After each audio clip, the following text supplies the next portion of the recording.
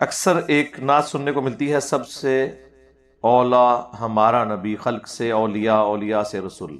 کیا یہ رسولوں کی گستاخی نہیں ہے؟ دیکھیں، اگر کسی پیغمبر کی تعریف اس حوالے سے کی جائے کہ کسی دوسرے کو ڈیگریڈ کیا جائے کمپیرزن کروا کے، وہ تو منع ہے۔ وہ تو صحیح بخاری صحیح مسلم دونوں میں موجود ہے کہ ایک مسلمان اور ایک یہودی کا جھگڑا ہوا۔ مسلمان نے کہا کہ اللہ تعالیٰ نے محمد صلی اللہ علیہ وآلہ وسلم کو تمام جہان والوں پہ فضیلت دی۔ یہودی نے کہا کہ موسیٰ علیہ السلام کو فضیلت دی۔ وہ آپس میں جھگڑ پڑے، مسلمان نے تھپڑ مار دیا یہودی کو۔ وہ شکایت لے کے رسول اللہ کی بارگاہ میں حاضر ہوا صلی اللہ علیہ وآلہ وسلم، تو آپ صلی اللہ علیہ وآلہ وسلم نے اپنے اس صحابی کو ڈانٹا اور فرمایا کہ مجھے یونس پر بھی فضیلت مت دو، حالانکہ یونس علیہ السلام وہ پیغمبر ہیں جن پہ اس دنیا میں عطاب آیا ہے۔ یہاں تک کہ سورہ الصافات میں آیا اگر یونس اللہ سے اپنے اس معاملے کے اندر وہ رجوع نہ لاتے یا توبہ کہہ لیں یا ذکر کہہ لیں تو پھر اس دن ہی مچھلی کے پیٹ سے نکلتے جس دن مردے قبروں سے نکالے جائیں گے۔ یعنی اللہ کا اتنا جلال تھا، لا الہ الا انت سبحانک انی کنت من الظالمین، سورۃ الانبیاء میں یہ دعا ان کی آئی۔ تو آپ نے فرمایا مجھے یونس میں بھی کوئی فضیلت نہ دے۔ پھر آپ نے فرمایا کہ قیامت والے دن جب مجھے اللہ تعالیٰ اٹھائے گا تو میں دیکھوں گا کہ حضرت موسیٰ علیہ السلام مجھ سے پہلے ہی اللہ کے عرش کے پائے کو تھامے کھڑے ہوں گے۔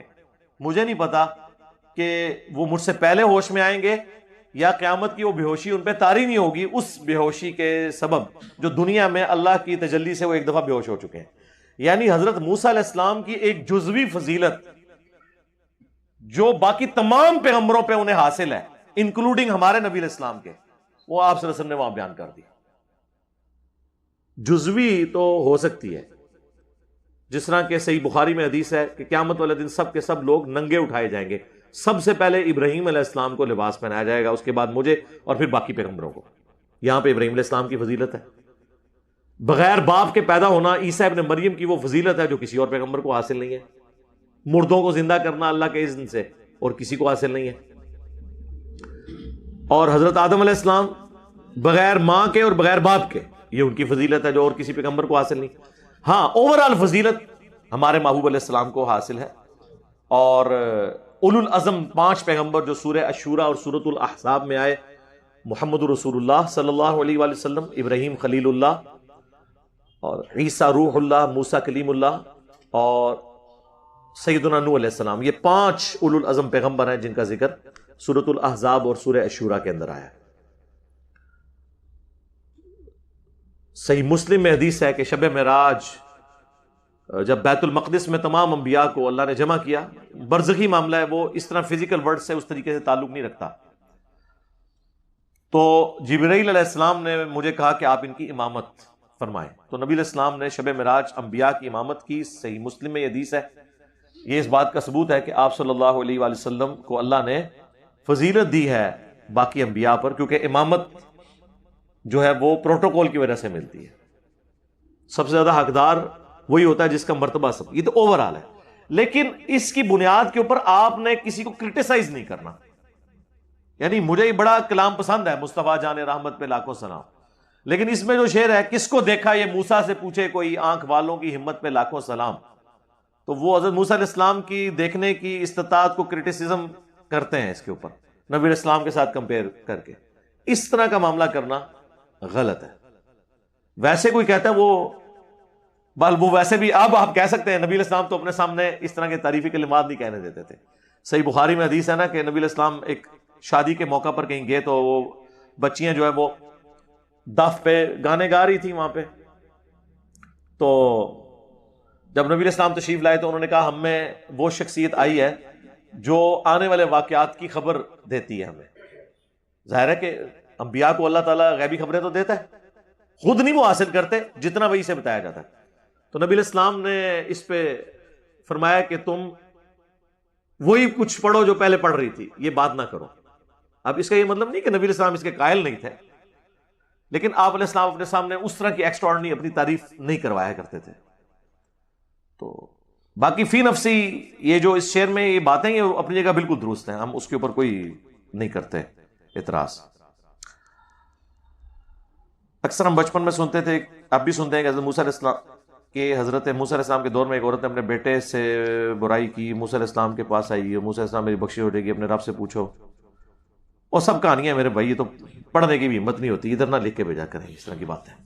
سب کہانیاں یہ مثنوی مولانا روم کی برکات ہے ساری، انورٹڈ کامرس میں. آپ میری یوٹیوب پہ اور ویڈیو دیکھ لیں، مثنوی مولانا روم، اور اس میں یہ جتنے موسیٰ علیہ السلام سے متعلق واقعات ہیں، کبھی گوشت کاٹنے والا واقعہ، ٹھیک ہے جی، کبھی کو بیٹا دینے والا واقعہ، کبھی جی وہ ایک بندہ کہہ رہا تھا اللہ مجھے آ کے مل تو میں تجھے کنگھی کروں اور تجھے نڑاؤں. سب کہانیاں جھوٹ ہے. کیا خاوند بیوی کو یا بیوی خاوند کو ہبہ کر سکتے ہیں؟ ہاں جی، کیوں نہیں کر سکتے؟ بڑی اچھی بات ہے جی، یعنی تحفہ دیا جا سکتا ہے، لیکن وہ سارے کا سارا مال نہ آپ دیں کہ باقی لوگ محروم ہی ہو جائیں. بعض اوقات ایک بیوی کو دے دیا، باقی رہ گئی. آپ گفٹ آپس میں کر سکتے ہیں، لیکن گفٹ اگر وہ فقہ حنفی والا ہوا کہ آپ جب زکوٰۃ کا سال پورا ہونے لگے تو ایک دن پہلے خاوند اپنی بیوی کو زیور گفٹ کر دے، جب بیوی کا ایک سال پورا ہونے لگے تو وہ ایک دن پہلے خاوند کو واپس گفٹ کر دے، نہ اس پہ زکوٰۃ نہ اس پہ زکوٰۃ. ہاں یہ ہلا لکھا ہوا ہے. آپ ضروروں کی تعلیمات پہ ہنستے ہیں، اتنی ان کی خدمات ہیں دین کے لیے، آپ لوگ ہنس رہے ہیں. تو یہ اسی طریقے سے لوگ پہلے ہنسے ہوتے ہیں نا، تو آج دین کا یہ بیڑا غرق نہ ہوا ہوتا. اور لوگ ان کو پوچھتے ہیں، لوگ تو بڑے فخر سے کہتے ہیں جی پہلے بڑا اچھا دور تھا. میں کہتا ہوں نہیں، اسلام پہ اچھا دور صحابہ کے بعد اگر کوئی آیا تو یہ والا دور ہے. یہ پچھلے آپ سمجھ لیں 1000 سال تو انتہائی برا دور تھا مسلمانوں کے اوپر، انتہائی برا وقت تھا مسلمانوں کے اعتبار. نہ ہمارے اباء و اجداد کو پتا قرآن میں کیا لکھا، نہ ان کو بخاری کا پتا، نہ مسلم کا پتا، بس خالی نام سنے ہوئے. اور بخاری کا پہلا ترجمہ 1920 میں ہوا ہے، آ کے آلموسٹ 100 سال پہلے. اس سے پہلے انڈیا پاکستان بنگلہ دیش کے لوگوں کو پتہ ہی نہیں تھا. ابھی بھی بنگالی زبان میں بھی صرف بخاری مسلم ٹرانسلیٹ ہوئے ہیں، باقی کتابیں بھی نہیں ابھی تک ٹرانسلیٹ ہوئی. اردو ہی ریچ زبان ہے. اگر میں آپ کو کہوں کہ جی آپ پشتوں میں جا کے آپ کو بخاری مسلم کا ترجمہ مل جائے، کوئی نہیں ملنا. ابھی بھی اس پہ بہت کام ہونا باقی ہے. یہ تو اردو کی برکت ہے کہ کم از کم دین لوگوں تک پہنچ گیا ہے. تو اتنا استحصال اسی لیے ہوا ہے نا. باقی میرا فیوریٹ ٹاپک ہے، 1 گھنٹہ اسی پہ لگ جانا ہے. آگے چلتے ہیں. علی بھائی، کیا کسی مسلک کی پیروی کرنا ضروری ہے؟ ملک میں شریعت کا نظام اس کی کوشش کی جائے. او یہ ساری بس ایک باتیں ہیں جی، شریعت کے نظام کی کوشش ہی ہم کر رہے ہیں نا. ہاں، شریعت کا نظام یہ ہے کہ ڈنڈا لے کے تو کسی کو نماز پڑھانا شروع کر دیں، نہیں. شریعت سب سے پہلے اپنے اوپر نافذ کرے، اس کے بعد دعوت و تبلیغ کا کام کریں، لوگوں کو بیسک قرآن اور سنت کے ساتھ جوڑیں تاکہ لوگ دین کی طرف آئیں. رہ گیا مسلک کی پیروی، تو مسلک کی پیروی سے کوئی مسئلہ حل نہیں ہونا. آپ ایک مسلک کی پیروی کریں گے، دوسرا مسلک والا آپ کو کافر ڈکلیئر کر دے گا. سیدھی سی بات ہے. تو بہتر یہ ہے کہ آپ اپنے آپ کو مسلک سے آزاد کروائیں، قرآن و سنت کی تعلیمات کے مطابق چلنے کی کوشش کریں. جس مسلک کی جو بات کتاب و سنت کے مطابق ہے اس کی تصدیق کر دیں، اور جو کتاب و سنت سے ٹکراتی ہے اسے چھوڑ دیں. ٹائٹل لگانے کی ضرورت کوئی نہیں ہے. ٹائٹل ہمیں اللہ تعالیٰ نے قرآن میں پہلے ہی دیا ہے، وہ سماکم المسلمین، اس نے تمہارا نام مسلم رکھا. من قبل وفی ھذا، حضرت ابراہیم کے والے سے اللہ تعالیٰ نے ڈسکس کیا ہے، ملت ابیکم ابراہیم، پیروی کرو اپنے باپ ابراہیم کی ملت کی. ہوا سماکم المسلمین، انہوں نے یعنی حضرت ابراہیم نے تمہارا نام مسلم رکھا تھا. من قبل، اس قرآن کے نزول سے پہلے، وفی ھذا، اور اس قرآن میں بھی اللہ نے تمہارا نام مسلم رکھا ہے. سورۃ الحج میں واضح ہے. اپنے آپ کو مسلم کہیں، اور بریلوی، دیوبندی، اہل حدیث، شیعہ، حنفی، شافعی، مالکی، ان چیزوں سے باہر نکلے. اس نے امت کو توڑا ہے. تو باقی یہ وہ پلی لیتے ہیں کہ جی وہ مسلک اس لیے ضروری ہے کہ جی وہ ایک حدیث ہے کہ جی 73 فرقے ہوں گے میری امت میں، 72 دوزخ میں جائیں گے اور ایک جو ہے وہ جنت میں جائے گا، تو اس لیے مسلک ہونا چاہیے. تو میرے بھائی مجھے تو پہلے بتائیں نا وہ ایک جنت میں جانے والا ہے کون سا. آپ جس میں ہوں گے وہ باقی 72 کے 72 آپ کو دوست کی سمجھ رہے ہوں گے. تو یہ، اور اگر وہ کوئی ہے تو وہ ہے جو اللہ کے محبوب صلی اللہ علیہ وآلہ وسلم اور ان کے اصحاب اور اہل بیت تھے. وہ نہ بریلوی تھے نہ دیوبندی تھے. ما کان ابراہیم یہودی ولا نصرانی، ابراہیم نہ تو یہودی تھے نہ نصرانی تھے. ولیکن کان حنیفا مسلما، بلکہ وہ تو سب سے ٹوٹ کر ایک اللہ کے ہو گئے تھے، مسلم تھے. وما کان من المشرکین، اور وہ مشرک نہیں تھے. تو ابراہیم علیہ السلام بھی نہ یہودی تھے نہ عیسائی تھے، حالانکہ یہ نسبتیں تو پیغمبروں کے ساتھ جوڑنے والی تھی. اللہ نے کہا نہیں، مسلم تھے. تو پھر محمد رسول اللہ بھی نہ سنی تھے نہ شیعہ تھے، مسلم تھے، ہمیں بھی مسلم ہونا چاہیے. اور وہ ان حدیثوں کا غلط مفہوم بیان کر کے لوگوں کو ڈی ٹریک کرنا یہ بالکل غلط ہے. قرآن واضح کہہ رہا ہے وَاعْتَصِمُوا بِحَبْلِ اللَّهِ جَمِيعًا وَلَا تَفَرَّقُوا، تم سب کے سب مل کر اللہ کی رسی یعنی قرآن کو مضبوطی سے پکڑ لو اور فرقہ واریت میں مت بٹو. جب قرآن کہہ رہا ہے فرقے نہیں بنانے تو حدیث کیسے کہہ سکتی تھی فرقے بناؤ؟ نہ حدیث نے کہا ہے. حدیث میں تو غیبی خبر تھی کہ جس طرح ابو داؤد کے الفاظ ہیں کہ بنی اسرائیل 72 فرقوں میں بٹ گئے تھے، سب کے سب جہنمی تھے، میری امت 73 میں بٹ جائے گی سوائے ایک کے سب جہنمی ہوں گے. اور پوچھا گیا ایک، تو فرمایا الجماعہ یعنی امت کی مین سٹریم جو ان چیزوں سے الگ رہے گی. اس کا نام بھی آیا ہے ابو داؤد کے اندر، اور بخاری اور مسلم دونوں میں ہے کہ میری امت کا ایک گروہ قیامت تک حق پہ قائم رہے گا. یعنی نبی علیہ السلام کے مبارک زمانے سے لے کے قیامت تک کوئی نقصان پہنچانے والا انہیں نقصان نہیں پہنچا سکے گا، وہ غالب رہیں گے علمی طور پر، یعنی کہ غالب. کیونکہ امام بخاری نے اس کے اوپر باب باندھا ہے ہوا اہل العلم، یہ اہل علم ہے جو علم کی بنیاد کے اوپر کتاب و سنت کی پیروی کرنے والے ہوں گے. تو وہ جو جنت میں گروہ جائے گا وہ فرقہ نہیں ہوگا، اس کے لیے گروہ کا لفظ، طائفہ منصورہ کا لفظ. وہ بریلویوں میں بھی ہو سکتے ہیں، دیوبند میں بھی ہو سکتے ہیں، اہل حدیث میں بھی ہو سکتے ہیں، شیعہ میں بھی، ہر جگہ موجود وہ لوگ جو اپنے اپنے عقائد قرآن کے مطابق کر لیں. ابھی کل میرے بھائی مجھے ملنے کے لیے آئے، وہ کہہ رہے کہ میں ایک حجام کی دکان پہ گیا بال کٹوانے کے لیے، تو وہ شیعہ مکتب سے تعلق رکھتے تھے، تو انہوں نے اپنی دکان کے اندر اتنا بڑا بورڈ لگایا ہوا یا اللہ مدد کا. دکان شیعہ کی، بورڈ یا اللہ مدد. یا اللہ مدد کا بورڈ تو بریلوی لگانے کے لیے تیار نہیں ہے. تو شیعہ تو پھر وہ تو اہل البیت کے ناموں کے ساتھ اس طرح کا عقیدہ وابستہ کرتے ہیں. کہتے ہیں میں حیران ہو گیا کہ یار یہ کیا ہو گیا، اور کہتے ہیں میرے دل میں آیا کہ یہ ضرور ہمارے ہی کوئی وائرس، مدنی وائرس یہاں پہنچا ہوگا. وہ کہتے ہیں بعد میں جب گپ شپ ہوئی تو انہوں نے کہا جی میں تو علی بھائی کو سنتا ہوں، ہمارا عقیدہ یہ ہے یا اللہ مدد. تو اب دیکھیں تبدیلی تو اس کو کہتے ہیں، یہ تبدیلی ہے. میٹھی میٹھی باتیں کرنے سے ممی ڈیڈی لوگ جو پہلے ہی صحیح ہوتے ہیں وہ مزید صحیح ہو جائیں گے.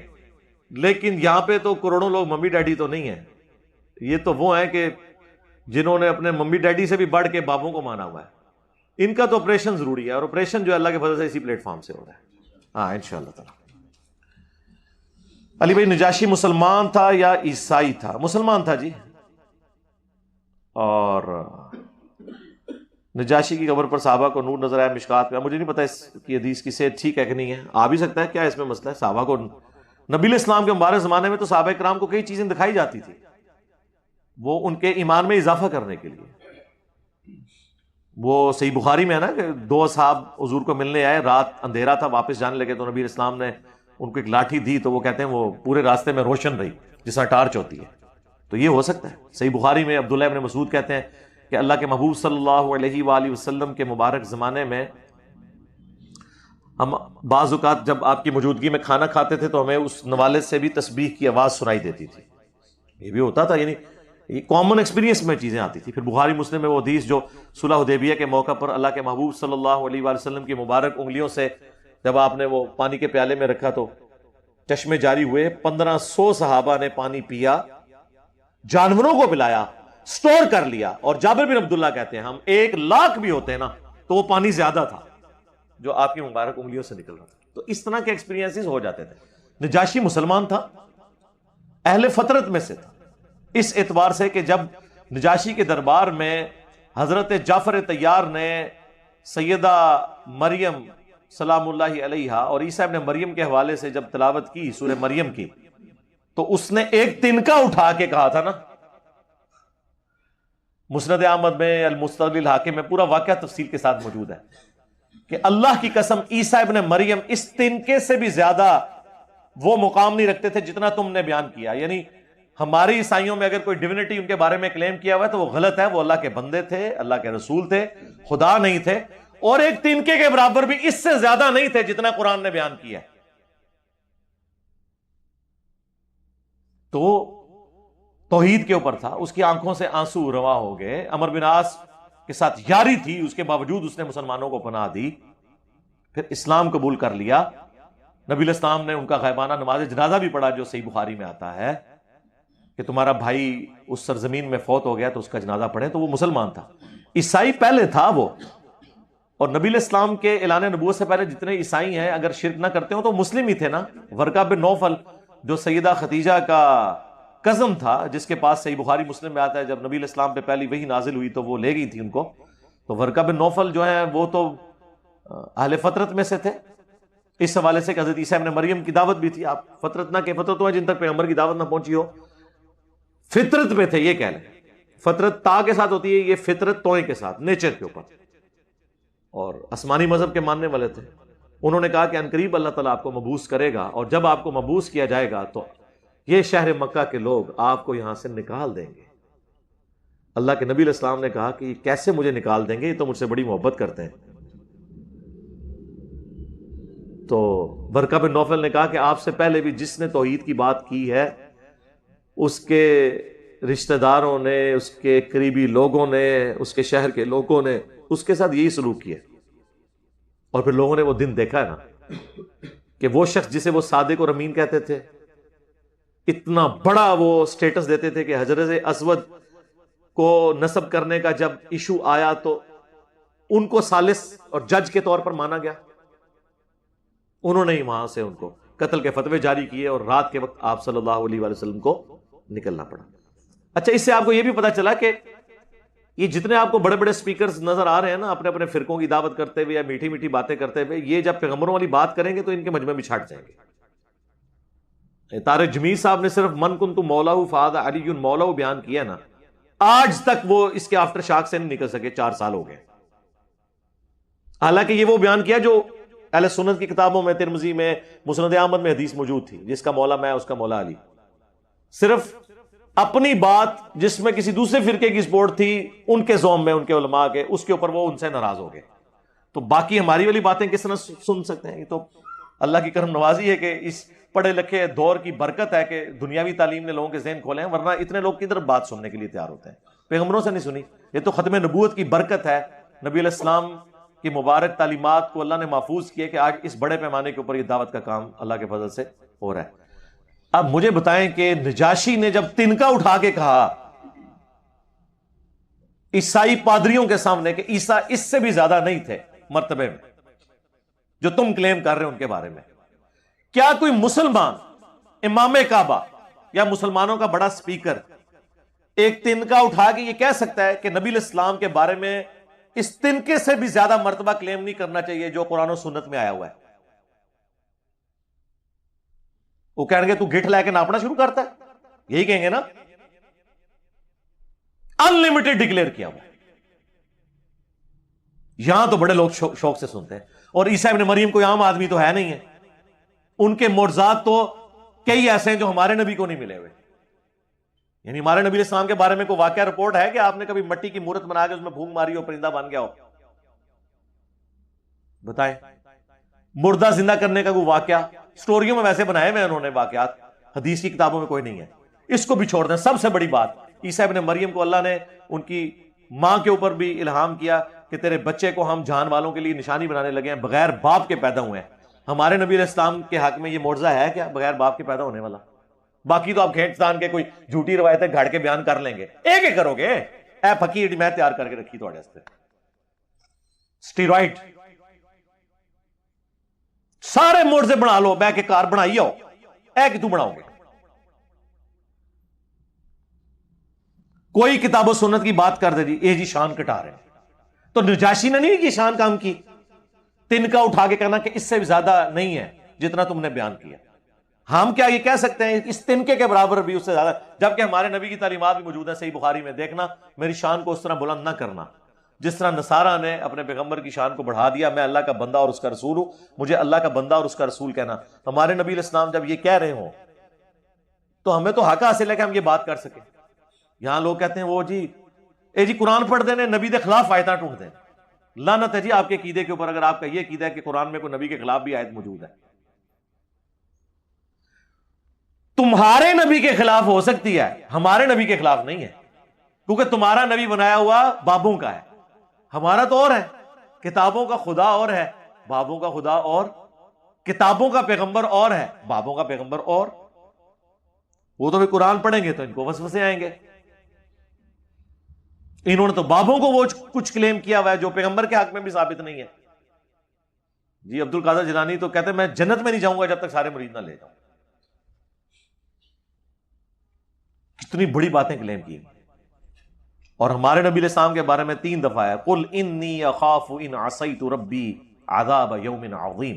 اے نبی تم فرماؤ کہ اگر میں بھی اپنے رب کی نافرمانی کروں تو مجھے اس چیز کا خدشہ ہے کہ بڑے دن کا عذاب مجھے بھی آ پکڑے گا. یہ ہمیں سمجھانے کے لیے تھا. پھر صحیح مسلم کی حدیث جسے اس کے اعمال نے پیچھے چھوڑ دیا اس کا نسب اسے آگے نہیں کر سکتی. پھر بخاری و مسلم دونوں میں حدیث اے میری بیٹی فاطمہ میرے مال سے جو کچھ لینا ہے لے لو، اگر اللہ کے حضور پکڑی گئی تو میں تمہیں چھڑا نہیں سکوں گا. یہ ہے کتابوں کا پیغمبر، کتابوں کا دین، اور یہ ہے بابوں کا دین. اسی تو ہم پھر عرض کرتے ہیں کہ مرنے سے پہلے اے مسلمان کر لے اس پہ غور، کتابوں کا خدا اور ہے، بابوں کا خدا اور. شیطان بھی ٹھیک بات کر لے تو اس حدیث کے مطابق جو موقف آپ لیتے ہیں یہی موقف دیگر مدثرین راویوں کے بارے میں لیا ہے یا نہیں؟ لیا ہے، کیوں نہیں لیا؟ لیکن شیطان نے جو جھوٹی بات کی تھی اس کی تصدیق کس نے کی؟ اللہ کے نبی علیہ السلام، ایک سچے انسان نے. اس طرح اگر کوئی جھوٹا راوی کوئی روایت بیان کرے، اگر دوسری سند سے وہ روایت صحیح ثابت ہو جائے تو اس کی تصدیق کر دی جاتی ہے. یہ نہیں ہو سکتا کہ خام خواہ تصدیق کر دی جائے. خام خواہ تو سچے بندے کی بھی تصدیق نہیں ہو سکتی اگر کوئی ایسی آکورڈ وہ بات کر رہا ہے، جب تک کہ اللہ کے نبی علیہ السلام کی تعلیمات کی روشنی میں اسے انڈورس نہ کیا جائے. میں اکثر بیان کرتا ہوں، بخاری مسلم دونوں میں حدیث ہے کہ نبی علیہ السلام نے وضو کے بعد خصوصاً رات کے وقت کے لیے ایک صحابی کو دعا تعلیم کی جس میں الفاظ تھے بِنَبِيِّكَ الَّذِي أَرْسَلْتَ، میں ایمان لایا اس کتاب پر جو تیرے نبی کے ساتھ نازل ہوئی. انہوں نے اس کو ریپیٹ کرتے ہوئے پڑھ دیا بِرَسُولِكَ الَّذِي أَرْسَلْتَ. سپرلیٹو ڈگری، اچھی والے الفاظ استعمال کیے، کیونکہ رسول تو صرف 315 ہے، انبیاء تو 1,24,000 ہیں. مسند احمد میں حدیث موجود ہے. تو نبی علیہ السلام نے دعا میں کہا تھا بِنَبِيِّكَ الَّذِي أَرْسَلْتَ، تو انہوں نے اس سے بہتر الفاظ استعمال کیے. نبی علیہ السلام نے فرمایا جو میں نے کہا ہے نا وہ کہو، میرے الفاظ کو اس طرح نہ بدلو. تو آپ اندازہ کریں، تو صحابی صحیح بات بھی کہہ رہا ہے تب بھی تصدیق کی ضرورت پڑ رہی ہے. تو باقی تو پھر شاہی کوئی نہیں نا جی. تو ہم تصدیق ضرور کر دیں گے بشرطے کہ کتاب و سنت کی تعلیمات کے مطابق ہو. اگر آپ آگے کو خواب بیان کر دیتے ہیں کسی کے بارے میں اور اسی کے اوپر پورا دین کھڑا کرتے ہیں تو ہم پھر پوچھیں گے آپ سے کہ میرے بھائی بتاؤ. میں نے اکثر بتایا، ہمیں ایک بزرگ ملے، وہ کہتے ہیں جی میں نے جوانی میں خواب دیکھا تھا، اس کی وجہ سے میں تبلیغی جماعت میں چلا گیا، میں نے نبی علیہ السلام کی زیارت کی تھی، سفید داڑھی، سفید پگڑی، سفید کپڑے. میں نے کہا میرے بھائی آپ نے اللہ کے نبی کو نہیں دیکھا. وہ کہتے ہیں جی بخاری مسلم میں حدیث ہے. وہ میں کہا ایڈا سادہ مسئلہ ہے، بخاری مسلم میں یہ حدیث ہے جس نے مجھے خواب میں میری شکل میں دیکھا، میری شکل میں شیطان نہیں آ سکتا. تو نبی علیہ السلام کی شکل مبارک پہ تو سفید داڑھی نہیں تھی، کیونکہ بخاری مسلم میں موجود ہے. انس ابن مالک کہتے ہیں نبی علیہ السلام کی جب وفات ہوئی نا تو آپ کے سر اور داڑھی کے ملا کے 20 سے بھی زیادہ بال سفید نہیں تھے، اور وہ بھی چند بال ان کنپٹیوں کے اوپر تھے، اور وہ بھی جب تیل لگایا ہوتا تھا نظر نہیں آتے تھے. 20 سے زیادہ میرے سفید ہو چکے ہیں. پوری زندگی آپ کے سر اور داڑھی کے بال کالے رہے. تو یہ سفید داڑھی میں کس کو دیکھتے رہے آپ لوگ؟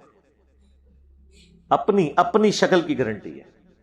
کسی دوسری شکل میں آگے شیطان کہہ سکتا ہے کہ میں تیرا پیغمبر ہوں، حضور کی شکل میں نہیں آ سکتا. ایک پورا ایک سلسلہ ہے.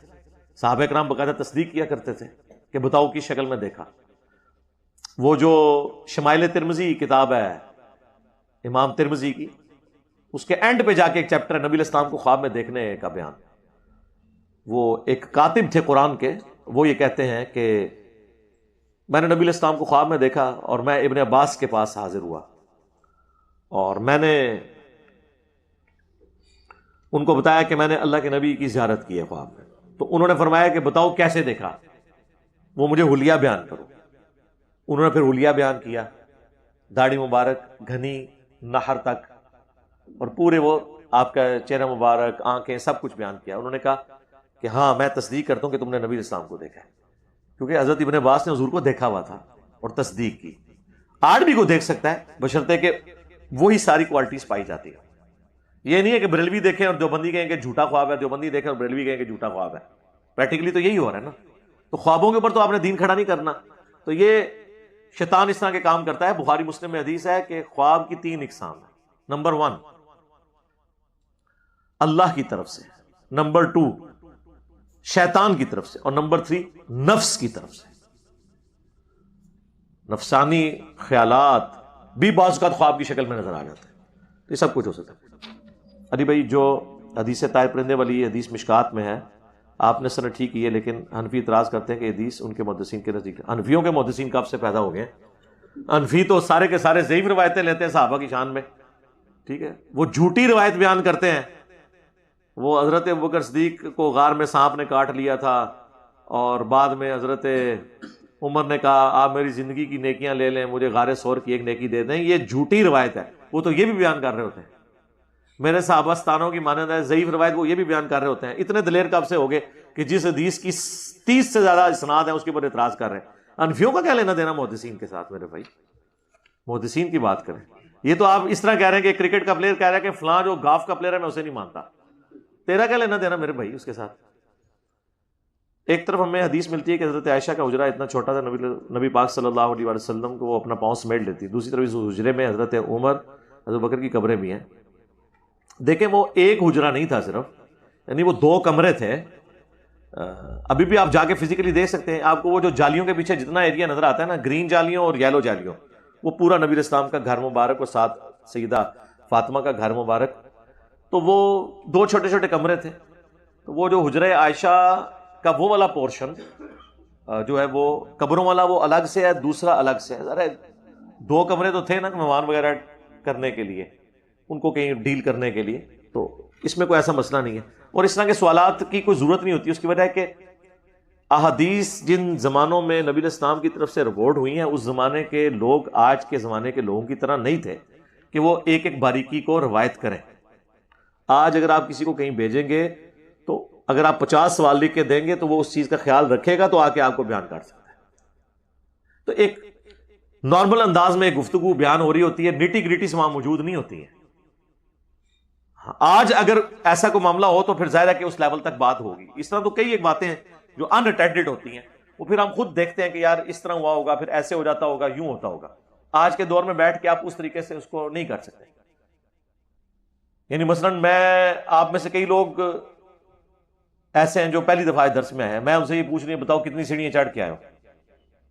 آپ 10 دفعہ بھی درس میں آئے نا، جب تک آپ گننے کی نیت سے نہیں چڑھیں گے نا آپ نہیں بتا سکتے. تو جب آپ نہیں بتا سکتے تو جو لوگ حدیثیں روایت کر رہے ہوتے ہیں وہ اتنی نیٹی گریٹی اس کا خیال نہیں رکھتے. حتیٰ کہ بخاری مسلم دور میں آتا ہے کہ جب میں بیت المقدس اور معراج سے واپس آیا تو کافروں نے مجھ پر اعتراض کیا اور بیت المقدس کے بارے میں مجھ سے سوالات شروع کر دیے کہ آپ راتوں رات گئے ہیں تو بتائیں اس کے کتنے دروازے ہیں، کون سا کلر ہوا ہوا ہے، کتنی سیڑھیاں ہیں. تو نبی الاسلام کہتے ہیں کہ میں اتنا پریشان ہوا کہ اعلان نبوت کے بعد کبھی اتنا پریشان نہیں ہوا تھا کہ مجھے ان کے سوالات کے جواب نہیں آتے تھے. تو اللہ تعالیٰ نے بیت المقدس کو اٹھا کے میرے سامنے کر دیا اور میں سامنے دیکھنا شروع ہو گیا. جو جو مجھ سے پوچھتے تھے میں دیکھ کے بتاتا جا رہا تھا. تو یعنی نبی الاسلام بھی ایک رات میں سارا ڈیٹا تو نہیں لے کے آئے نا. اس طرح راویوں نے جو روایت کی ہے وہ اس طریقے سے آپ سمجھ رہے ہوتے ہیں کوئی چیز اس کے ساتھ ٹکرا رہی ہے، تو اس طرح نہیں ہو رہا ہوتا. این ممکن ہے 2 کمرے ہوں گے، ایک کمرے میں نبی الاسلام گیسٹ وغیرہ کو ڈیل کرتے ہوں گے، دوسرے میں سیدہ عائشہ کا حجرہ ہوگا. تو اس میں کوئی اتنا ایشو نہیں، اتنی باریکیوں میں پڑھنے کی ضرورت نہیں ہے. السلام علیکم. وعلیکم السلام. وراثت سے ملی ایسی جائیداد جو باپ نے حرام کی کمائی سے کی ہو، اس کا وبال باپ پر ہوگا یا بچوں پہ؟ باپ پہ ہی ہوگا جی، بچوں پہ تو نہیں ہوگا. نیز یہ کہ اگر اس بات کا احساس بچوں کو مدت کے بعد ہوا تو اس کی ناجائز کمائی سے بننے والی جائیداد سے اپنا کاروبار چمکایا، اس صورتحال میں کیا طریقہ اپنایا جائے؟ کوئی نہیں، بس وہ معاملہ اب ان کے سپرد ہے، ان کے لیے دعائے خیر کریں، ان کی طرف سے صدقہ اور خیرات کریں. اب انڈو تو نہیں ہو سکتا، امپاسبل ہے. میرا سوال ہے کہ جو لوگ ناجائز طریقے سے دوسرے ممالک میں انٹری کرتے ہیں، بعد میں وہاں سے پاسپورٹ حاصل کرتے ہیں اسلامی تعلیمات کی روشنی میں، غلط ہے. لیکن اگر وہاں پہ بعد میں ان کو اجازت مل جاتی ہے، وہاں پہ جو نوکری کرتے ہیں وہ محنت کا کھا رہے ہیں، تو وہ کمائی تو حلال ہوگی. اس ایک ایکٹیویٹی پہ بات ہو سکتی ہے، وہ بھی آج کے دور میں. پہلے زمانوں میں تو آپ کو دوسرے ملکوں میں جانے کے لیے انٹری کی ضرورت نہیں ہوتی تھی نا. یہی وجہ ہے کہ سب کانٹیننٹ کی آبادی اتنی کیوں ہے، پوری دنیا سے لوگ ہجرت کر کے یہاں پہ پہنچ گئے. تا وقت ہے کہ جب تک امریکہ دریافت نہیں ہوا تھا، وہ کسی بزرگ نے دریافت نہیں کیا. امریکہ آج سے 400 سال پہلے ہی واسکو ڈے گاما نے ہی دریافت کیا نا. پہلے تو پتہ ہی نہیں تھا کہ یہ بھی. تو وہاں پہ دیکھ لیں اب کتنی دنیا آباد ہے. تو یہاں کی زمین چونکہ اگاتی ہے، پوری دنیا سے لوگ ہجرت کر کے آ جاتے تھے.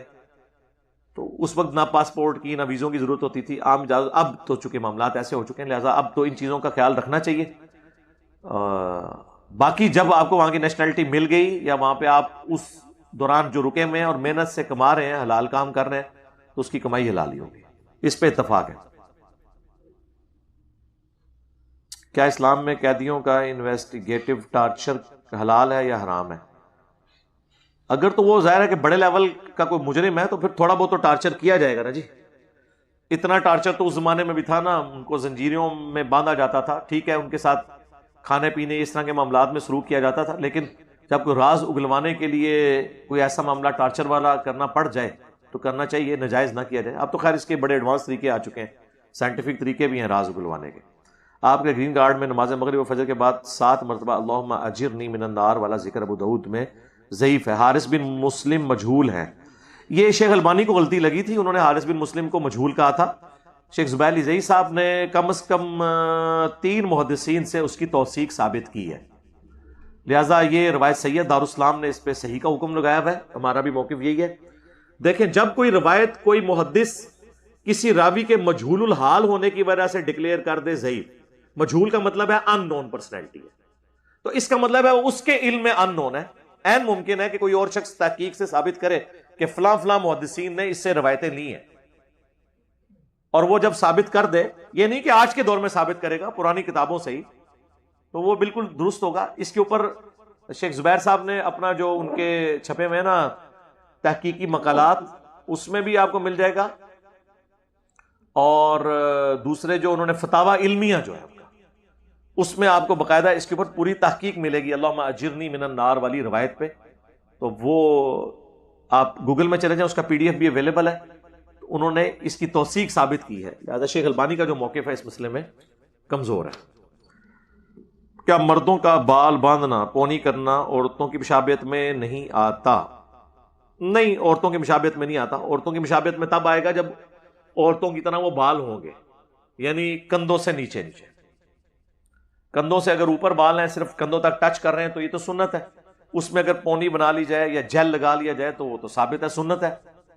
صحیح بخاری میں موجود ہے، نبی علیہ السلام اپنے مبارک بال گھنے تھے تو آپ گوند لگایا کرتے تھے اس وقت، یعنی جو اویلیبل جیل تھی ان بالوں کو جوڑنے کے لیے، ورنہ ظاہر ہے وہ بکھر جاتے تھے. اسی طریقے سے پونی کر سکتے ہیں. بخاری مسلم میں حدیث ہے کہ نماز کی حالت میں کپڑوں اور بالوں کو کھلا چھوڑ دو. تو اس بات کا ثبوت ہے کہ نماز کے علاوہ صحابہ کرام اس کے باندھ کے رکھتے تھے بالوں کو سنبھالنے کے لیے. تو نماز میں کہا گیا اسے نیچرل حالت میں ہو تاکہ عاجزی ہو. جب سجدے میں کھلے بالوں والا جائے گا اس کے بال بھی زمین پہ لگیں گے تو اللہ کے حضور اس کی عاجزی ہوگی. تو آپ نے فرمایا نماز کے دوران جو ہے نا بالوں کو سمیٹنا نہیں ہے. تو یہ پونی کرنا یا گوند لگانا یا جیل لگا کے بالوں کو بٹھانا یہ سنت ہے. مشکات میں آپ کو کتاب اللباس چیپٹر میں جو بالوں والا چیپٹر ہے، یہ ساری حدیثیں وہاں پہ مل جائیں گی.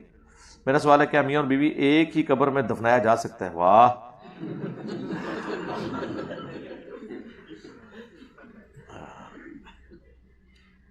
تو یعنی اکٹھے مرنا چاہ رہے ہیں؟ ٹھیک ہے. یا ایک پہلے مر چکا ہے، وصیت کی ہے کہ دوبارہ اس کو وہاں پہ. میرے بھائی جب تک اعمال ایک جیسے نہیں ہوں گے نا، آپ اکٹھے بھی دفنا دیں، انہوں نے آگے جا کے اکٹھے کو نہیں ہونا. ہاں، وہ اپنے اعمال کے مطابق اکٹھے ہونا ہے، اور اگر اعمال درست ہوئے تو پھر اکٹھے ہو جائیں گے. بخاری مسلم دونوں میں حدیث ہے نا، نبی علیہ السلام نے اپنی وفات سے کچھ عرصہ پہلے سیدہ فاطمہ کے کان میں ایک بات کی، اور اما عائشہ روایت کر رہی ہیں، تو وہ رو پڑی. پھر ایک بات کی تو ہنس پڑی. سیدہ عائشہ کہتی ہیں حضور کی زندگی میں تو میں نے نہیں ان سے پوچھا، بعد میں نے کہا کہ جو میرا حق ہے تمہاری ماں ہونے کے سبب، اس حق کا واسطہ دیتی ہوں کہ بتاؤ کہ اللہ کے نبی علیہ السلام نے تم سے کان میں کیا گفتگو کی تھی. تو انہوں نے کہا کہ پہلی دفعہ حضور نے مجھے یہ کہا تھا کہ عنقریب میں دنیا سے جانے والا ہوں، کیونکہ جبرائیل علیہ السلام ہر سال ایک دفعہ کے دورے قرآن کرتے تھے، اس دفعہ 2 دفعہ کیا. مجھے لگتا ہے اب میں زیادہ عرصہ زندہ نہیں رہوں گا. تو اس پہ میں رو پڑی. پھر آپ نے میرے کان میں یہ بات کہی کہ اب تسلی تو دینی تھی بیٹی کو کہ کیا تم اس بات پہ راضی نہیں ہو کہ سب سے پہلے میرے مرنے کے بعد میرے رشتہ داروں میں سب سے پہلے تم مجھے آ کے ملو گی. تو اس پہ میں مسکرا پڑی, اور تم جنتی عورتوں کی سردار ہو. یہ دو خوشخبریاں حضور نے دی, یہ بخاری میں بھی ہے, مسلم میں بھی.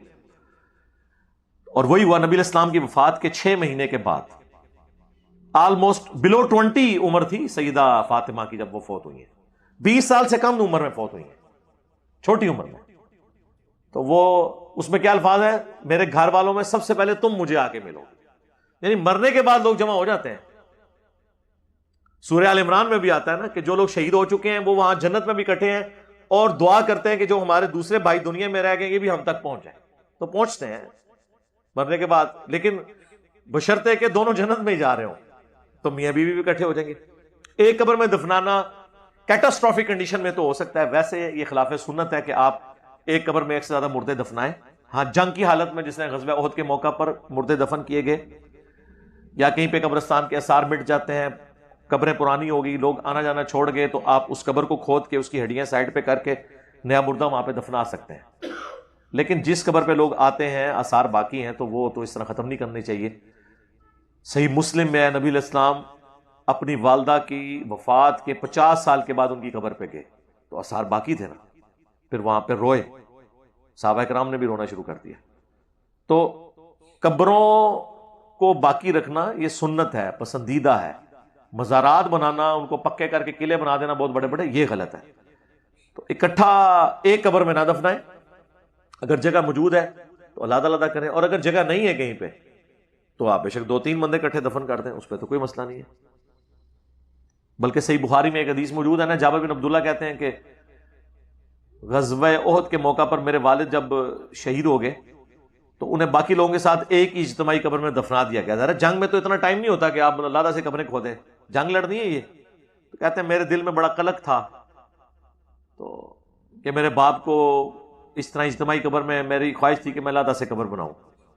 تو کہتے ہیں 6 مہینے کے بعد غزوہ احد کے, صحیح بخاری کے الفاظ ہیں, میں نے وہ قبر کھودی تو میرے باپ کی لاش بالکل سلامت تھی, تو میں نے انہیں شفٹ کیا پھر دوسری جگہ پہ. تو یہ اس سے یہ ثابت ہوا کہ آپ قبر شفٹ بھی کر سکتے ہیں ضرورتاً, اگر, ورنہ ویسے جو شفٹ کرنے والے ذرا ان سے پوچھیں تو وہ تو آپ کو پھر اور ہسٹوریاں بتاتے ہیں. دوسرے تیسرے دن بھی قبر کھودی جائے تو اتنا تعفن پھیلا ہوتا ہے. سردیوں کے موسم میں تو پھر بھی معاملات چل جاتے ہیں 2-4 دن کے لیے. گرمیوں میں تو بہت, یعنی وہ لاش فوراً ڈیکمپوز ہونا شروع ہو جاتی ہے, بدبو آنا شروع ہو جاتی ہے. تو اس جی کیا گرمیوں میں نہیں زمین نہیں ٹھنڈی ہوتی, گرمیوں کے اور مسئلے ہیں نا, سردیوں کی میں اور بات کر رہا ہوں. وہ ٹھنڈک اتنی کافی نہیں ہے کہ جس کے کوئی چیز بچ سکے, ورنہ تو قبر کھول کے لوگ آٹا سٹور کرنا شروع کر دیں, فریج نکال ہی دیں. وہ جتنی ٹھنڈک ریکوائرڈ ہے نا ایک لاش کو ڈیکمپوز ہونے سے بچانے کے لیے, اتنی ٹھنڈک سردیوں میں اویلیبل ہے. سردیوں میں تو آپ لاش باہر بھی رکھ دیں نا تو کچھ گھنٹے کے لیے نکال جائے گی. اور سائبیریا میں اگر آپ 1000 سال کے لیے بھی گلیشیئر کے اوپر کوئی لاش پھینک دیں تو محمد کے غلاموں کا کفن میلا نہیں ہوتا. پاوے وہ کافر غلام ہوئے تو پاوے مسلمان ہوئے, ٹھیک ہے, وہ سارا فریج دا اور برف دا کمال ہے. کہ اپنی رہائش یا گھر کے باغیچے وغیرہ میں قبر بنوانا جائز ہے, جائز تو ہے لیکن ضرورت کوئی نہیں. سنت یہی ہے قبرستان میں مسلمانوں کو دفن کیا جائے. نبی علیہ السلام کو جو دفن کیا گیا وہ کل ہماری ویڈیو بھی اپلوڈ ہوئی ہے گنبد خضرا قبر رسول کے بارے میں, وہ تو پروٹوکول ہے کہ ترمذی میں حدیث ہے کہ نبیوں کو اللہ تعالیٰ جہاں پر پسند فرماتا ہے وہاں پہ ان کی روح قبض کرتا ہے, اور وہیں پہ نبی علیہ السلام کی قبر کھودی گئی آپ کی چرپائی کے نیچے. اب اپنے گھروں میں یہ کام نہ کریں. لوگ کہتے ہیں گھروں میں قبر بنوا لیں گے تو ہماری اولاد بعد میں دعا کرے گی. اس طرح کرنے سے کوئی دعا نہیں کرتا میرے بھائی. اولاد کی تربیت کریں, دعا آپ کو آٹومیٹکلی پہنچتی رہے گی. دعا نہ بھی انہوں نے کی, اگر تربیت اچھی کی, ان کے ہر نیک عمل کا ثواب آپ کو آٹومیٹکلی پہنچے گا, جو صحیح مسلم حدیث ہے. تو گھروں میں قبریں بنا کے لوگوں کو آزمائش میں نہ ڈالیں, کسی راستے میں قبر نہ بنائیں. زندہ لوگوں کا زیادہ حق ہے زمین کے اوپر بنسبت مردوں کے. یہ حرکت نہیں کرنی چاہیے. کل کو ان کو مکان کی توسیع کرنی پڑ گئی, تیسری نسل میں زیادہ لوگ ہیں, تو پھر وہ کیا کریں گے؟ قبر کو پھر وہ ایک مردہ لاش کے طور پہ ساتھ لے کے چل رہے ہوں گے. تو یہ حرکت بالکل نہ کریں. بعض لوگوں نے کی ہوتی ہے حرکت. ہاں یہ کر سکتے ہیں آپ کہ آپ اپنے خاندان کے لیے کوئی علیحدہ سے زمین لے کے وقف کر دیں قبرستان کے لیے. کئی لوگوں نے یہ بھی کیا ہوتا ہے گھر کے ساتھ, یعنی اگر آپ کا 5 مرلے کا 8 مرلے کا گھر ہے, ساتھ آپ ایک کنال جگہ لے لیں, وقف کر لیں کہ جی ہمارے جو بھی رشتہ دار فوت ہوں گے ہم یہاں پہ دفن کریں گے, وہ تو ٹھیک ہے, لیکن وہ پھر قبرستان ڈکلیئر ہو. اس طریقے سے گھر کو قبرستان بنانے کی کوشش نہ کریں, مہربانی کریں. ایک حدیث میں کہا گیا کہ رسول اللہ صلی اللہ علیہ وآلہ وسلم کبھی خوشی میں اپنے حساب سے کچھ کہہ دیتے ہیں اور کبھی غصے میں. بعض لوگ اس حدیث کو امیر شام کے حق میں پیش کرتے ہیں. اس کے اوپر میری ویڈیو پہلے بھی ریکارڈ ہے, مولا علی علیہ السلام سے متعلق 5 جھوٹ. یہ ابو داؤد میں حضرت سلمان فارسی سے یہ روایت ہے, تو اس کا میں نے پورا انالیسس کیا کہ یہ اس طریقے سے ایسا نہیں ہے, ورنہ تو مسند احمد میں حدیث ہے, سنن ابی داؤد میں حدیث ہے. حضرت عبداللہ بن عمر بن عاص کہتے ہیں کہ میں نبی صلی اللہ علیہ وآلہ وسلم کی مجلس میں جو کچھ آپ سے سنتا لکھ لیا کرتا تھا. یہی وجہ ہے, صحیح بخاری میں حدیث ہے, حضرت ابو ہریرہ کہتے ہیں مجھ سے زیادہ اگر کسی کو حدیثیں آتی ہیں تو عبداللہ بن عمر بن عاص کو, کیونکہ میں زبانی یاد رکھتا ہوں اور وہ لکھتے ہیں. اور ابو داؤد اور مسند احمد میں ہے کہ وہ کہتے ہیں میں ہر حدیث لکھ لیتا تھا. تو بعض اصحاب نے کہا کہ نبی علیہ السلام کبھی غصے کی حالت میں ہوتے ہیں, تو انسانی یعنی ایک فطرت کے ناطے ہو سکتا ہے آپ کی مبارک زبان سے ایسے الفاظ بھی نکلتے ہوں جو یعنی وہ اس طرح دین نہ ہو. تو کہتے ہیں میں نے لکھنا چھوڑ دیا. تو کچھ دنوں کے بعد نبی علیہ السلام نے کہا تم حدیثیں کیوں نہیں لکھتے ہو؟ تو آپ نے عرض کیا کہ اس طرح مجھے لوگوں نے منع کیا تھا. آپ نے اپنی مبارک زبان پکڑ کے فرمایا اس زبان سے حق کے سوا کچھ نہیں نکلتا. یہ وہ حدیث ہے جو اہل حدیث کے ہر ممبر سے بیان ہوتی تھی, کیونکہ وہ حدیث اہل حدیث اپنے آپ کو کہتے تھے نا. فقہ حنفی کا رد کرنے کے لیے نبی علیہ السلام کو امام بنا کے پیش کرتے تھے, بڑا اچھا کام ہے. لیکن جب سے امیر شام معاویہ ابن ابی سفیان رضی اللہ تعالیٰ عنہ کا مسئلہ کھڑا ہوا ہے, اب وہ یہ روایتیں ڈھونڈتے ہیں کہ حضور غصے کی حالت میں کچھ بھی کہہ سکتے ہیں. کیا یہ اہل حدیث کا عقیدہ تو چھوڑ دیں, کیا کسی عام مسلمان کا بھی یہ عقیدہ ہے کہ نبی علیہ السلام اپنی مبارک زبان سے کوئی ایسی بات کریں گے جو, دیکھ لیں, ایک شخص کو بچانے کے پیچھے, وہی مولانا صاحب والی بات ہے, ایک بندے کو بچانے پیچھے قرآن و حدیث نو انہوں نے تختہ مشق بنا دیتا ہے. تو وہ اہل سنت میں سے لوگوں کو خریدتے ہیں جنہوں نے لبادہ اہل سنت کا پہناوا ہوتا ہے, اور حقیقت میں وہ رافضیت کے گندے نطفے ہوتے ہیں, جس کی بہت ساری مثالیں ہمارے سامنے موجود ہیں. اسحاق جھال والا مردود اسی قسم کے انسانوں میں سے تھا. انجینئر مرزا مردود اسی قسم کے انسانوں میں سے ہے. رافضیت کے پیسوں پہ پلنے والا, ایران کے ٹکڑوں پہ پلنے والا یہ جانور صحابہ کے بارے میں اپنی زبان گندی دراز کرتا ہے, اور حقیقت میں اس کا من پلیت ہے, اس کے ماننے والے اس سے بڑے پلیت ہیں. تو علمی کتابی نہیں ہے, تو دنیا کا سب سے بڑا فسادی ہے, جس کا کام, جس کو وقت کو بٹھایا گیا ہے صحابہ کے خلاف بھونکنے کے لیے. تیرا کام یہی ہے, الو بنا رہا ہے لوگوں کو. ہماری نسبت کس کی طرف ہے؟ حضرت معاویہ رضی اللہ تعالیٰ عنہ کی طرف. ہم اہل بیت کو پہلے مانتے ہیں, لیکن اس کے بعد باقی صحابہ کو بھی مانتے ہیں. اے اللہ ہماری نسبت علماء حق کی طرف ہے, تو ان نسبتوں کی بھی ہم نے اللہ کو لاج دی. ہماری کیا اوقات ہے بھائی؟ یعنی میں اس سے ہٹ کے ایک چھوٹی سی مثال, کہ جس طرح کے بنی اسرائیل کو بچڑے کی محبت پلا دی گئی تھی, ان کو پھر کچھ نظر نہیں آیا, ان کا پیغمبر بھی کوئی طور پہ گیا نا, تو 70,000 صحابہ جو ہیں وہ مرتد ہو گئے بچڑے کو خدا بنا کے, پیغمبر کی موجودگی میں فوت نہیں ہوئے. ایسی بچڑے کی محبت. ادھر جو ہے, اب یہ نہ ہو کہ جی میں نے وہ بچڑے سے کمپیئر کروا دیا, ذرا آپ کو ایک ایگزامپل کے طور پہ ایک بات کی جاتی ہے. حضور نے بھی ایسی بات کی ہے, مسند احمد میں حدیث ہے, اللہم لا تجعل قبری وثنا یعبد, اے اللہ میری قبر کو وہ بت نہ بننے دینا کہ لوگ اس کی پوجا کریں. اب حضور نے اپنی قبر کو بت سے تشبیہ دی ہے, تو اس کا یہ مطلب نہیں کہ ہم حضور کی قبر کو بت سمجھتے ہیں یا نبی علیہ السلام کو بت سمجھتے ہیں. تو یہ میں نے بچے والی مثال بیان کی. یہاں پہ بھی بنو امیہ کے چاہنے والے خام خواہ ایک بندے کے پیچھے اس طرح کی باتیں کرتے ہیں, تو یہ کرنے کی ضرورت نہیں ہے. نبی علیہ السلام کی مبارک زبان سے جو کچھ نکلتا تھا, جب تک کہ آپ اس کی کوئی خود سے ریمیڈی نہ فرما دیں کسی معاملے میں, آپ کو کوئی حق نہیں پہنچتا کہ آپ یہ بات کریں. اور رہ گیا جس بندے کے آپ بچانے کے لیے کر رہے ہیں, اس کے بارے میں تو یہ حدیثیں جو ہیں وہ تو علامات النبوہ والے چیپٹر میں ہیں, بخاری مسلم دونوں میں موجود ہے, کہ حضرت اکرمہ تابعی کہتے ہیں کہ مجھے عبداللہ ابن عباس نے اپنے بیٹے علی ابن عبداللہ بن عباس کے ساتھ بھیجا اور کہا کہ تم دونوں جاؤ اور ابو سعید خدری سے جا کے ان کی حدیث سنو. اور ہم جب ابو سعید خدری کے پاس آئے, یہ بخاری میں بھی ہے حدیث مسلم میں بھی, تو وہ اپنے باغ کو پانی لگا رہے تھے، تو پھر ایک جگہ آ کے بیٹھ گئے اور ہم نے کہا کہ ہم آپ کے پاس آپ کی حدیث سننے آئے ہیں۔ تو ابو سعید خدری تو ان 7 صحابہ میں سے ہیں جنہوں نے سب سے زیادہ احادیث روایت کی ہیں۔ حضرت ابو ہریرہ، حضرت عبداللہ ابن عمر، سیدہ عائشہ، انس ابن مالک، عبداللہ بن عباس، جابر بن عبداللہ اور ابو سعید خدری، یہ 7 صحابہ ہیں جنہوں نے زیادہ حدیث روایت کی ہیں۔ تو ان کو تو اتنی حدیثیں آتی تھی، انہوں نے کہا سنو، مسجد نبوی کی تعمیر کے موقع پر باقی اصحاب ایک ایک پتھر اٹھا کے لا رہے تھے، اور حضرت عمار ابن یاسر نے 2 پتھر اٹھائے ہوئے تھے۔ نبی علیہ السلام نے اپنے مبارک ہاتھوں سے داڑھی سے مٹی جھاڑی اور کہا وائے عمار، تجھے ایک باغی جماعت قتل کرے گی، تو انہیں اللہ اور جنت کی طرف بلائے گا، وہ جماعت تجھے جہنم کی طرف بلا رہی ہوگی۔ یہ بخاری میں بھی حدیث ہے، مسلم میں بھی 2812 بخاری کی، 447 بھی بخاری میں، مسلم میں 7320، 7321، 7322۔ ام سلمہ سے روایت ہے، خود امیر شام معاویہ بن ابی سفیان سے روایت ہے، عمر بن عاص سے روایت ہے، عبداللہ بن عمر بن عاص سے روایت ہے، ابو سعید خدری نے وہ حدیث بیان کی۔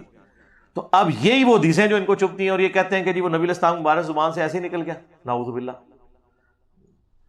کیا آپ کو ملنا ہے میرے بھائی؟ اللہ کے نبی پہ آپ ایمان لے کر آئے ہیں، تو آپ خام خواہ شیعہ کی ٹسل کے اندر آ کے ان تعلیمات کو تو نہ اس طرح ٹھکرانے کی کوشش کریں۔ ہم تو آپ کو صرف سمجھا سکتے ہیں۔ تو میں نے اس کے اوپر بہت پہلے یہ گفتگو کر دی تھی کہ یہ وہ حدیثیں ہیں جو صحابہ کرام بیان کیا کرتے تھے، تو یہ تو کسی کا عقیدہ نہیں ہے۔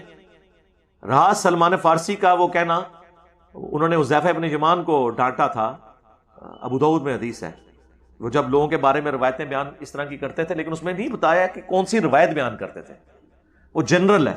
تو انہوں نے کہا نبی علیہ السلام بعض اوقات کسی کو غصے کی حالت میں کبھی ڈانٹ دیتے تھے، تو تم اس طرح کی باتیں نہ کیا کرو، لوگوں کے دلوں میں ایسی بات ہے۔ وہ تو بات بالکل ٹھیک ہے، بشری تقاضے کے طور پر نبی علیہ السلام کا کسی کو ڈانٹ دینا، آپ نے تو اپنی بیویوں کو بھی ڈانٹا ہے، ٹھیک ہے۔ سیدنا علی رضی اللہ تعالیٰ عنہ کی بھی ایک بات پہ نبی علیہ السلام نے ناراضگی کا اظہار فرمایا، جو صحیح بخاری میں آتا ہے، جب وہ تہجد کے وقت اٹھانے کے لیے گئے تو حضرت علی نے کہا کہ اللہ ہی ہمیں اٹھاتا ہے، اللہ ہی سلاتا ہے۔ تو نبی علیہ السلام وہاں سے اٹھے، اب ظاہر فرض نماز کا تو نہیں تھا، نفلی نماز تھی۔ نبی علیہ السلام وہاں سے جاتے ہوئے اپنے زانوں پہ ہاتھ مارا اور کہا کہ انسان بڑا جھگڑالو ہے۔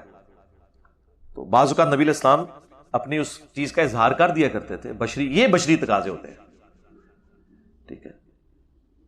لیکن جو چیز پروفیسی کے طور پہ، پریڈکشن کے طور پہ، یا غیبی خبر کے طور پر، پیش گوئی کے طور پہ چیزیں بیان ہوئی ہیں، ان کو تو آپ نہیں کہیں گے کہ جی وہ بھی آپ نے کسی یعنی واقعے کے اوپر آپ نے اس وقت وقتی کومنٹس کر دیے۔ یہ وقتی کومنٹس تو نہیں ہے کہ عمار کو باغی جماعت قتل کرے گی، عمار انہیں اللہ اور جنت کی طرف بلائے گا، وہ جماعت جہنم کی طرف بلائے گی۔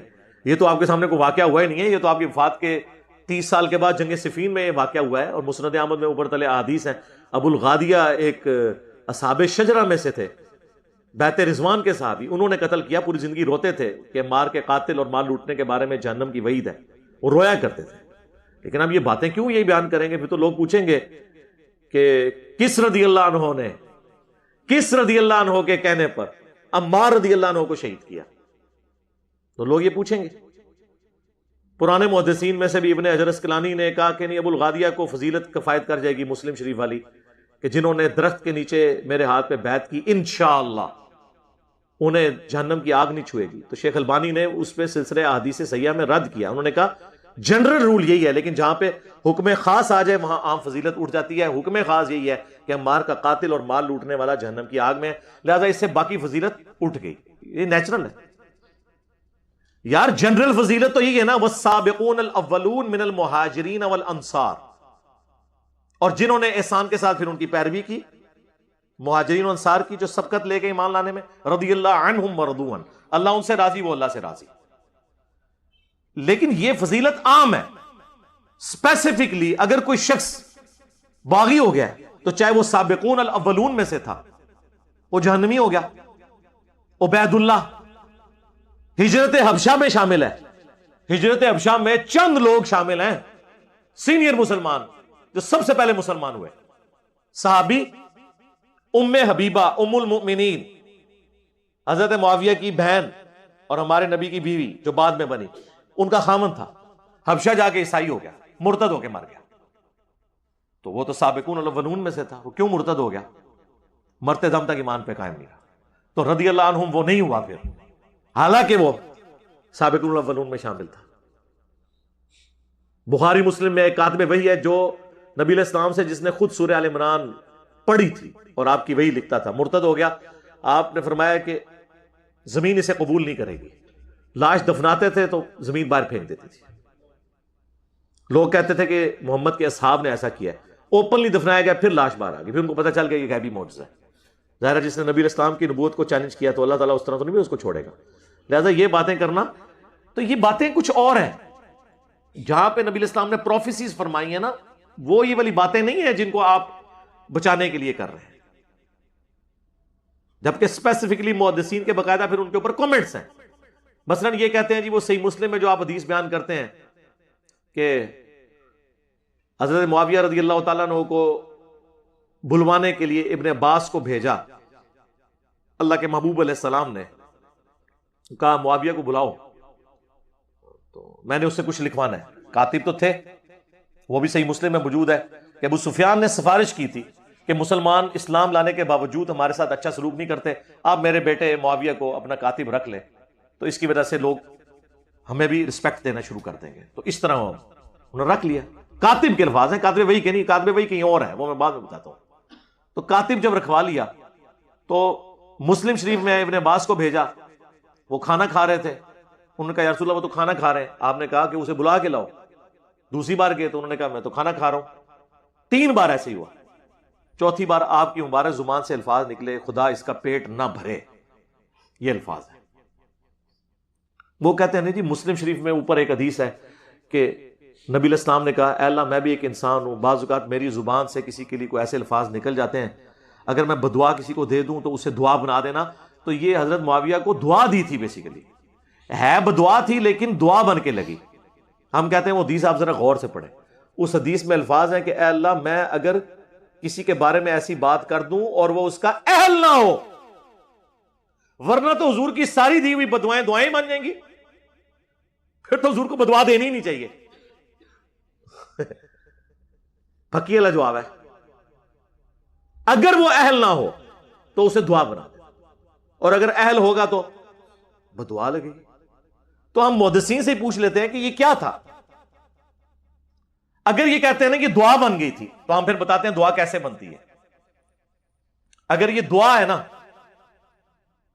تو صحیح بخاری میں موجود ہے, انس ابن مالک کہتے ہیں مجھے نبی علیہ السلام نے دعا دی تھی کہ تیری اولاد کثرت سے ہو, میں 100 سے زیادہ اپنی اولاد میں سے لوگ دفن کر چکا ہوں, 120 سال کی عمر میں فوت ہوئے آلموسٹ. تو یہ دعا نظر آ گئی نا کثرت اولاد کی. تو اتنی کثرت سے ہوئی کہ 100 زیادہ دفنائے ہیں, تو اور بچے کتنے ہوں گے, جبکہ چھوٹی عمر میں شادیاں ہو جاتی تھی اس وقت, اور 1 سے زیادہ لوگ شادیاں عرب کے کلچر میں کرتے تھے. تو دعا نظر آئی نا. اب یہاں پہ اس دعا کی اگر یہ دعا بنی ہے نا, پھر یہ ہوگا کہ حضرت معاویہ رضی اللہ تعالیٰ عنہ ایک لقمے لگاتے تھے تو ان کا پیٹ بھر جاتا تھا. یہی ہونی چاہیے نا.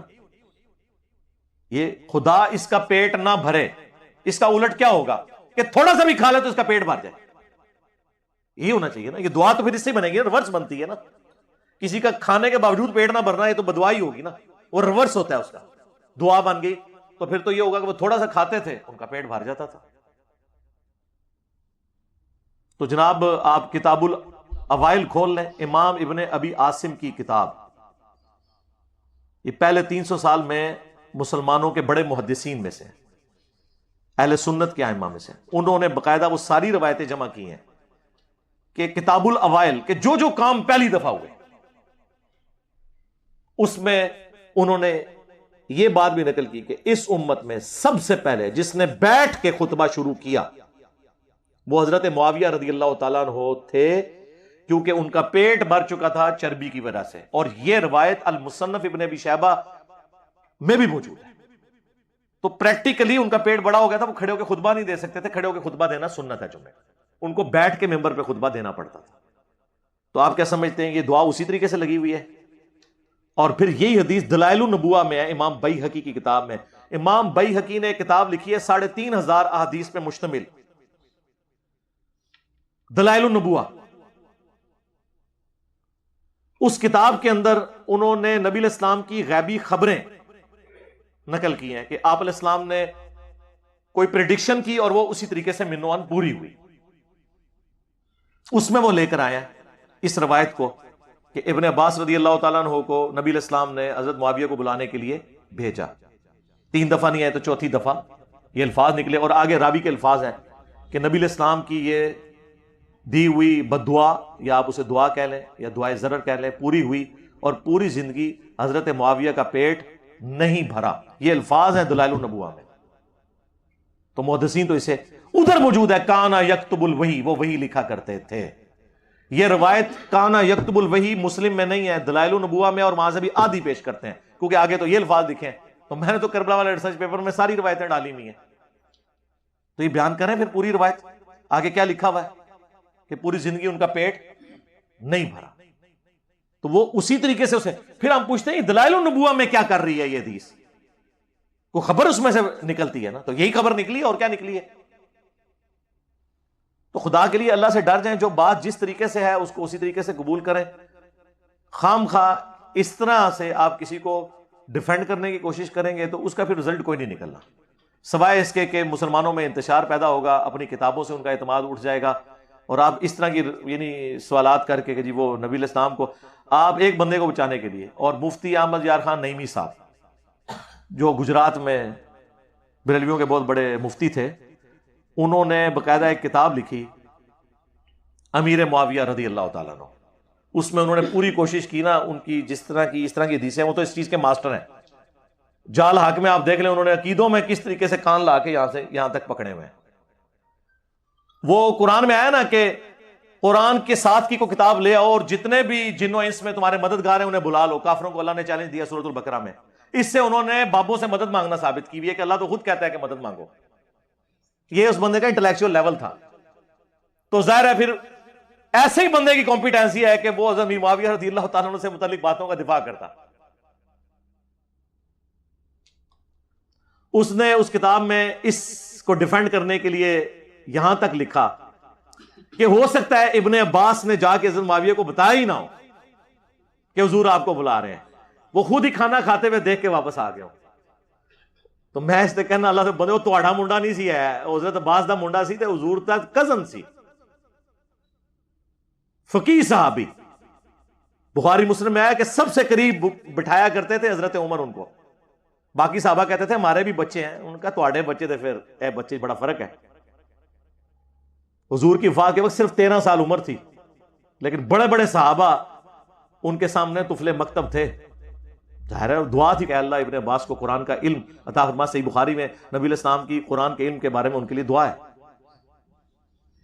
تو اس نے کہہ دیا ابن عباس نے, تو اس کا تو مطلب یہ ہے کہ نبی علیہ السلام نعوذ باللہ بغیر تحقیق کے ہی ابن عباس کی بات پہ اعتبار کر کے تو حضرت معاویہ کے بارے میں یہ بات کر دی. یہ تو بات رسول اللہ کے تک چلی جائے گی. تو انہوں نے ایک بندے کو بچانے کے پیچھے یہ کرنا شروع کر دیا. ہمیں کوئی شوق نہیں یقین کریں یہ باتیں کرنے کا, لیکن چونکہ ہماری پوری ڈاکٹرن ختم ہو جاتی ہے اس حوالے سے کہ ہم تو قرآن و سنت کو حجت مانتے ہیں. اب یہ تو نہیں قرآن و سنت میں ہم نے وہی حجت ماننا ہے جو کسی ایک فرقے کو سپورٹ کر رہا ہے. سب کچھ ٹوٹیلٹی میں دین کو لے کے چلنا. صلو علی محمد وآل محمد, اللہم صلی علی محمد وعلی آل محمد واصحاب محمد اجمعین الی یوم الدین, آمین.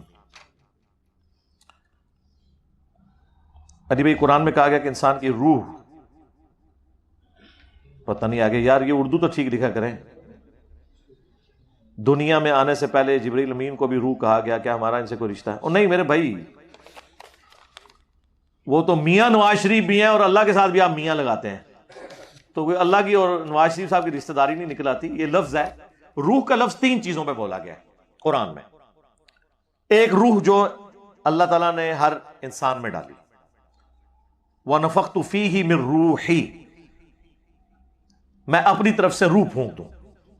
پھر جو وحی نازل ہوتی ہے آسمان سے اسے بھی روح کہا گیا, روحم من امرنا. اور پھر روح الامین حضرت جبریل علیہ السلام, یہ تینوں کے لیے روح کا لفظ استعمال ہوا ہے. یہ تینوں کا جو روح کا معنی ہے وہ سیاق و سباق بتائے گا کہ وہ کن معنوں میں. جیسے حرام لفظ ہے, مسجد حرام اور ولد الحرام, کتنا فرق ہے؟ مسجد حرام کا مطلب ہے حرمت والی جگہ، یہاں پہ آپ نے اس کی عزت کا خیال رکھنا ہے. اور ولد الحرام جو آؤٹ آف ویڈ لاک پیدا ہو، لفظ ایک ہی حرام ہے، دو مختلف جگہ پر اردو میں اس طرح کے کئی الفاظ استعمال ہوتے ہیں. تو اس لیے بو کا لفظ بد کے ساتھ آئے تو وہ بدبو ہوتی ہے، بو کا لفظ خوش کے ساتھ آئے تو وہ خوشبو ہوتی ہے. تو اس طریقے سے یہ نہیں ہوتا جو آپ نے، کیا سوال تھا، وہ تینوں کے لیے لفظ استعمال ہوا ہے. حضرت جبرائیل سے ہماری کوئی رشتہ داری نہیں، وہ فرشتے ہیں. اور قرآن حکیم میں واضح آیا ہے، اللہ تعالیٰ نے سورۃ الحجر میں فرمایا انسان کو اللہ نے مٹی سے پیدا کیا اور جنوں کو آگ کی لپٹ سے پیدا کیا. سورہ رحمان میں بھی آیا. مسلم شریف میں حدیث ہے کہ انسان کو مٹی سے، جنوں کو آگ سے اور فرشتوں کو نور سے پیدا کیا. تینوں کے جو انگریڈینٹس ہیں وہ بالکل ڈیفرنٹ ہیں، کوئی رشتہ داری نہیں. میرا سوال یہ ہے کہ حضرت عیسیٰ علیہ السلام کو جدید دور میں دوبارہ دنیا میں بھیجنے میں اللہ تعالیٰ کیا حکمت ہو سکتی ہے؟ میری ویڈیو آپ اس کے اوپر دیکھ لیں، حیات مسیح اور نزول مسیح علیہ السلام. حکمت یہ ہے کہ اللہ نے وعدہ کیا ہوا ہے اپنے پیغمبروں کے ساتھ جو رسول ہیں کہ جب بھی رسولوں کا انکار ہوگا منکرین پر عذاب استحصال آئے گا. حضرت عیسیٰ علیہ السلام کے جو منکرین ہیں، حضرت عیسیٰ کی زندگی میں ان پہ کوئی عذاب نہیں آیا، یہودیوں پہ. الٹا حضرت عیسیٰ کو اللہ نے بچا کے اوپر اٹھا دیا. پھر بعد میں عذاب آیا رومنز کے ذریعے 70 عیسوی میں، وہ حضرت عیسیٰ کے رفع سماوی کے آلموسٹ 25 30 40 سال کے بعد. پھر ان کا ڈائسپورا شروع ہوا ٹل 1917 جب بالفور ڈکلیریشن ہوئی اور اسرائیل بنا. لیکن انہوں نے اپنی حرکتیں نہیں چھوڑی، ایک فائنل عذاب کا کوڑا ان پہ پڑنا ہے. تو ظاہر ہے کہ یہ حضرت عیسیٰ علیہ السلام کو انہوں نے چیلنج کیا تھا، تو عیسیٰ علیہ السلام ہی دنیا میں اتریں گے اور یہودیوں کو قتل کریں گے، اور ان کے جو لیڈر ہے دجال اس کا قتل کریں گے. صحیح مسلم میں ڈیٹیل حدیث، کئی احادیث ہیں مسلم شریف میں، بخاری میں بھی موجود ہے، بخاری مسلم دونوں میں حدیث ہے. اللہ کی قسم تم میں عیسیٰ ابن مریم اتریں گے، صلیب کو توڑ دیں گے، خنزیر کو قتل کر دیں گے اور جزیہ موقوف کر دیں گے. یعنی ہر طرف اسلام ہوگا، اور تمہاری اس وقت کیا شان ہوگی کہ امام تم میں ہوگا. اور مسلم شریف میں تو کئی احادیث ہیں، دجال اور نزول عیسیٰ علیہ السلام، اس میں میری کئی ایک ویڈیوز ریکارڈڈ ہیں، آپ دیکھ لیں. تو بیسیکلی حکمت یہ ہے کہ انہوں نے آ کے ان یہودیوں کی اولاد سے جنہوں نے اپنے آباء و اجداد کی روش نہیں چھوڑی، اگر وہ چھوڑے تو ٹھیک ہے، ان کے اوپر عذاب استحصال ان کے ذریعے آنا ہے. یعنی دجال کو بھی وہ قتل کریں گے اور یہودیوں کے ساتھ قتال کریں گے. اور اس میں وہ بخاری مسلم کی مشہور حدیث ہے کہ قرب قیامت میں جب یہ فائنل جنگ ہوگی دجال اور یہودیوں کے خلاف، تو اگر کسی پتھر یا درخت کے پیچھے بھی کوئی یہودی چھپا ہوگا تو وہ درخت اور پتھر بھی بولے گا کہ اے مسلم، یا مسلم، یا مسلم. بس آگے کوئی نہیں ہوگا انفی، دیوبندی، بریلوی، اہل حدیث، نہیں، یا مسلم، میرے پیچھے یہودی ہے، اسے قتل کر دو. سوائے غرقد کے درخت کے جو ان کو پناہ دے گا، جو اسرائیل میں کثرت سے انہوں نے کاشت کیا. ایک بہت بڑی جھاڑی ہوتی ہے جس کے اندر بندہ چھپ جائے تو پتہ نہیں چلتا، وہ درخت ان کو پناہ دے گا. باقی آپ دیکھ لیں، یہودیوں کو مسلمانوں کی احادیث کی کتابوں میں آئی ہوئی پروفیسیز کے اوپر ایمان ہے، مسلمانوں کا ایمان کوئی نہیں ہے. وہ غرقد کا درخت لگا رہے ہیں، وہ ہماری اس کے اوپر ویڈیو بھی ہے، میں نے وہ درخت بھی دکھایا ہوا ہے، آپ غرقد جا کے لکھیں تو آ جائے گا. ہم تو فرقوں سے نکل کر باہر آ گئے ہیں، اپنے گھر والوں کو کیا کریں، کوئی طریقہ کار؟ اس کے اوپر میری ویڈیو ہے مجلس نمبر 50، انٹرویو آف انجینئر محمد علی مرزا. اس میں نے سارے جو جنہوں کہتے ہیں نا گدڑ سنگیاں، سارے ٹوٹکے، ٹھیک ہے، جگاڑ انگلش میں جو لفظ استعمال ہوتا ہے، وہ سارے بتائے ہیں کہ کس طریقے سے بات پہنچانی. تھم رول یہ ہے کہ گھر والوں کو آپ نے صرف وہ بات بتانی ہے جو وہ سننا چاہتے ہیں. یہ نہیں کہ ان کی غلط نظریات، نہیں، جو ٹاپک وہ سننا چاہتے ہیں. مثلا محرم میں وہ یزید اور حسین کو ڈسکس کرنا چاہتے ہیں تو کریں. محرم میں آپ میلاد تو نہ لے کے بیٹھ جائیں. میلاد کے مہینے میں میلاد ڈسکس کرنا چاہتے ہیں تو کریں. ان کو بتائیں یہ کب مروجہ طریقہ شروع ہوا ہے. ایک بات ہی کریں گے نا ٹھوس ہو جائیں گے. ان کو کہیں جی مولا علی 5 سال تک کوفے میں رہے ہیں، بتائیں جو وہ 5 سال میلاد کا جلوس نکالتے تھے، مہمان خصوصی کون ہوتا تھا؟ نعت جو ہے عمار بن یاسر پڑھتے تھے، یا محمد بن انفیہ پڑھتے تھے، یا حضرت حسن بن علی منقبت پڑھتے تھے. تو اس طریقے سے تو کبھی انہوں نے سوچا ہی نہیں ہوا. تو کہیں جی ہم تو مولا علی کے ساتھ ہیں. جو کچھ انہوں نے کوفے میں جس طرح میلاد منایا میں نے ویسے میلاد منانا ہے. تو آپ کا کیا خیال ہے وہ کیا جواب دیں گے؟ کیا اس زمانے میں جھنڈے نہیں ہوتے تھے؟ جنگوں میں جھنڈے نہیں ہوتے تھے؟ حضرت علی نے جھنڈا اٹھایا ہوتا تھا. تو پھر جھنڈے تو لگائے جا سکتے تھے نا. کوئی محفل قرات، کوئی محفل نعت. تو جو ٹاپک اس وقت چل رہا ہو نا وہ ڈسکس کریں. اگر آپ اپنی مرضی کا ٹاپک تننے کی کوشش کریں گے نا کسی کے دماغ کے اندر تو میرے بھائی اس کا کوئی رزلٹ نہیں نکلے گا، کیونکہ وہ اس میں سیریس ہی نہیں ہے جو وہ سننا چاہتا ہے. مثلا اکثر آپ کو جو اگر آپ کے ماں باپ بریلوی ہیں نا تو وہ آپ کو کہیں گے یار وہابی گستاخ ہوتے ہیں. ان کو جی بالکل وہابی گستاخ ہوتے ہیں، اس لیے تو ہم کہتے ہیں نہ میں وہابی نہ میں بابی، میں ہوں مسلم علمی کتابی.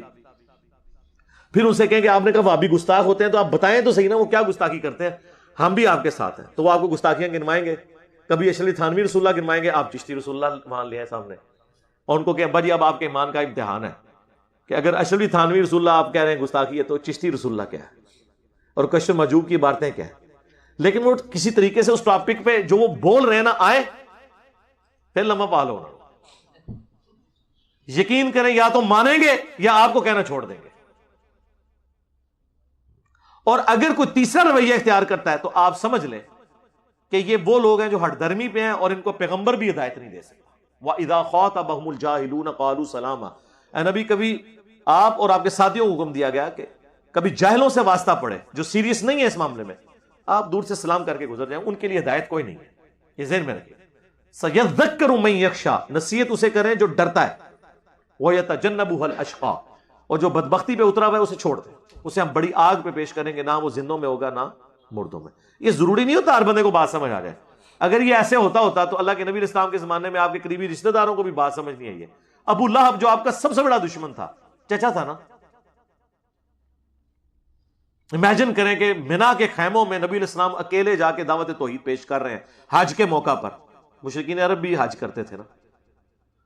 جس خیمے سے نکلتے تھے وہاں پہ وہ چچا آ جاتا تھا اور کہتا تھا میرا بھتیجا تو اس کا تو ذہنی توازن ہی ٹھیک نہیں ہے. آپ دیکھیں حضور کو کتنی محنت کرنے کے بعد جب آپ کا قریبی رشتہ دار ایک سینئر بندہ آ کے وہاں پہ کہہ رہا ہو اور پھر وہ بھی گھوڑا چٹا خوبصورت نورانی شکل بھی ہو اس کی. ابو لہب بھی بڑا خوبصورت تھا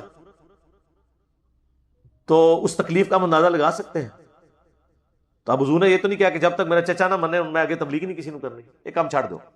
تو بس طریقے تک کوشش کریں، باقی اللہ سے دعا مانگیں، سب سے بڑی چیز ہے. علی بھائی میں فرانس میں جاب کرتا ہوں میکڈونلڈ میں، وہاں فش برگر کے علاوہ باقی سارا فوڈ حرام ہوتا ہے اور وائن بھی سرو کرنی پڑتی ہے. پلیز مجھے میں کیا گائیڈ کروں میرے بھائی، آپ کو خود پتہ ہے غلط ہے، چھوڑ دیں. میں اب کیا گائیڈ کر سکتا ہوں آپ کو. شکر ہے یہ نہیں لکھا کہ مجھے جاب ڈھونڈ دیں. گائیڈ یہ ہے کہ صحیح مسلم میں حدیث ہے گناہ وہ جو تیرے دل میں کھٹکے اور تو اس بات سے ڈرے کہ لوگ اس پر مطلع ہوں. اور جامع ترمذی میں حدیث کہ جو چیز تمہیں شک میں ڈال دے اسے چھوڑ دو. یہ تو شک ہے ہی نہیں، یہ تو یقین ہے. تو فوراً سے پہلے کہیں اور شفٹ کریں. علی بھائی اگر جیب میں کوئی سگریٹ نسوار وغیرہ کوئی چیز ہو تو نماز ہو جاتی ہے؟ ہاں جی نماز ہو جائے گی، بشرطے کہ وہ چیز فی نفسی ہی ناپاک نہ ہو. فی نفسی سگریٹ اور نسوار استعمال کرنا حرام ہے، لیکن سگریٹ ہاتھ کو لگ جائے تو یہ ناپاک نہیں ہے، اس کو پینا حرام ہے. تو نماز ہو جائے گی. نماز میں نہیں، نماز اس صورت میں نہیں ہوگی جب کوئی فزیکل نجاست لگی ہوئی ہو، تو یہ اس نجاست کے اندر نہیں آتی. یہ تو چھوڑ دیں، اس سے بڑی چیز شراب ہے. شراب بھی اگر جسم کو لگ جائے تو جسم ناپاک نہیں ہوتا، شراب کو پینا حرام ہے.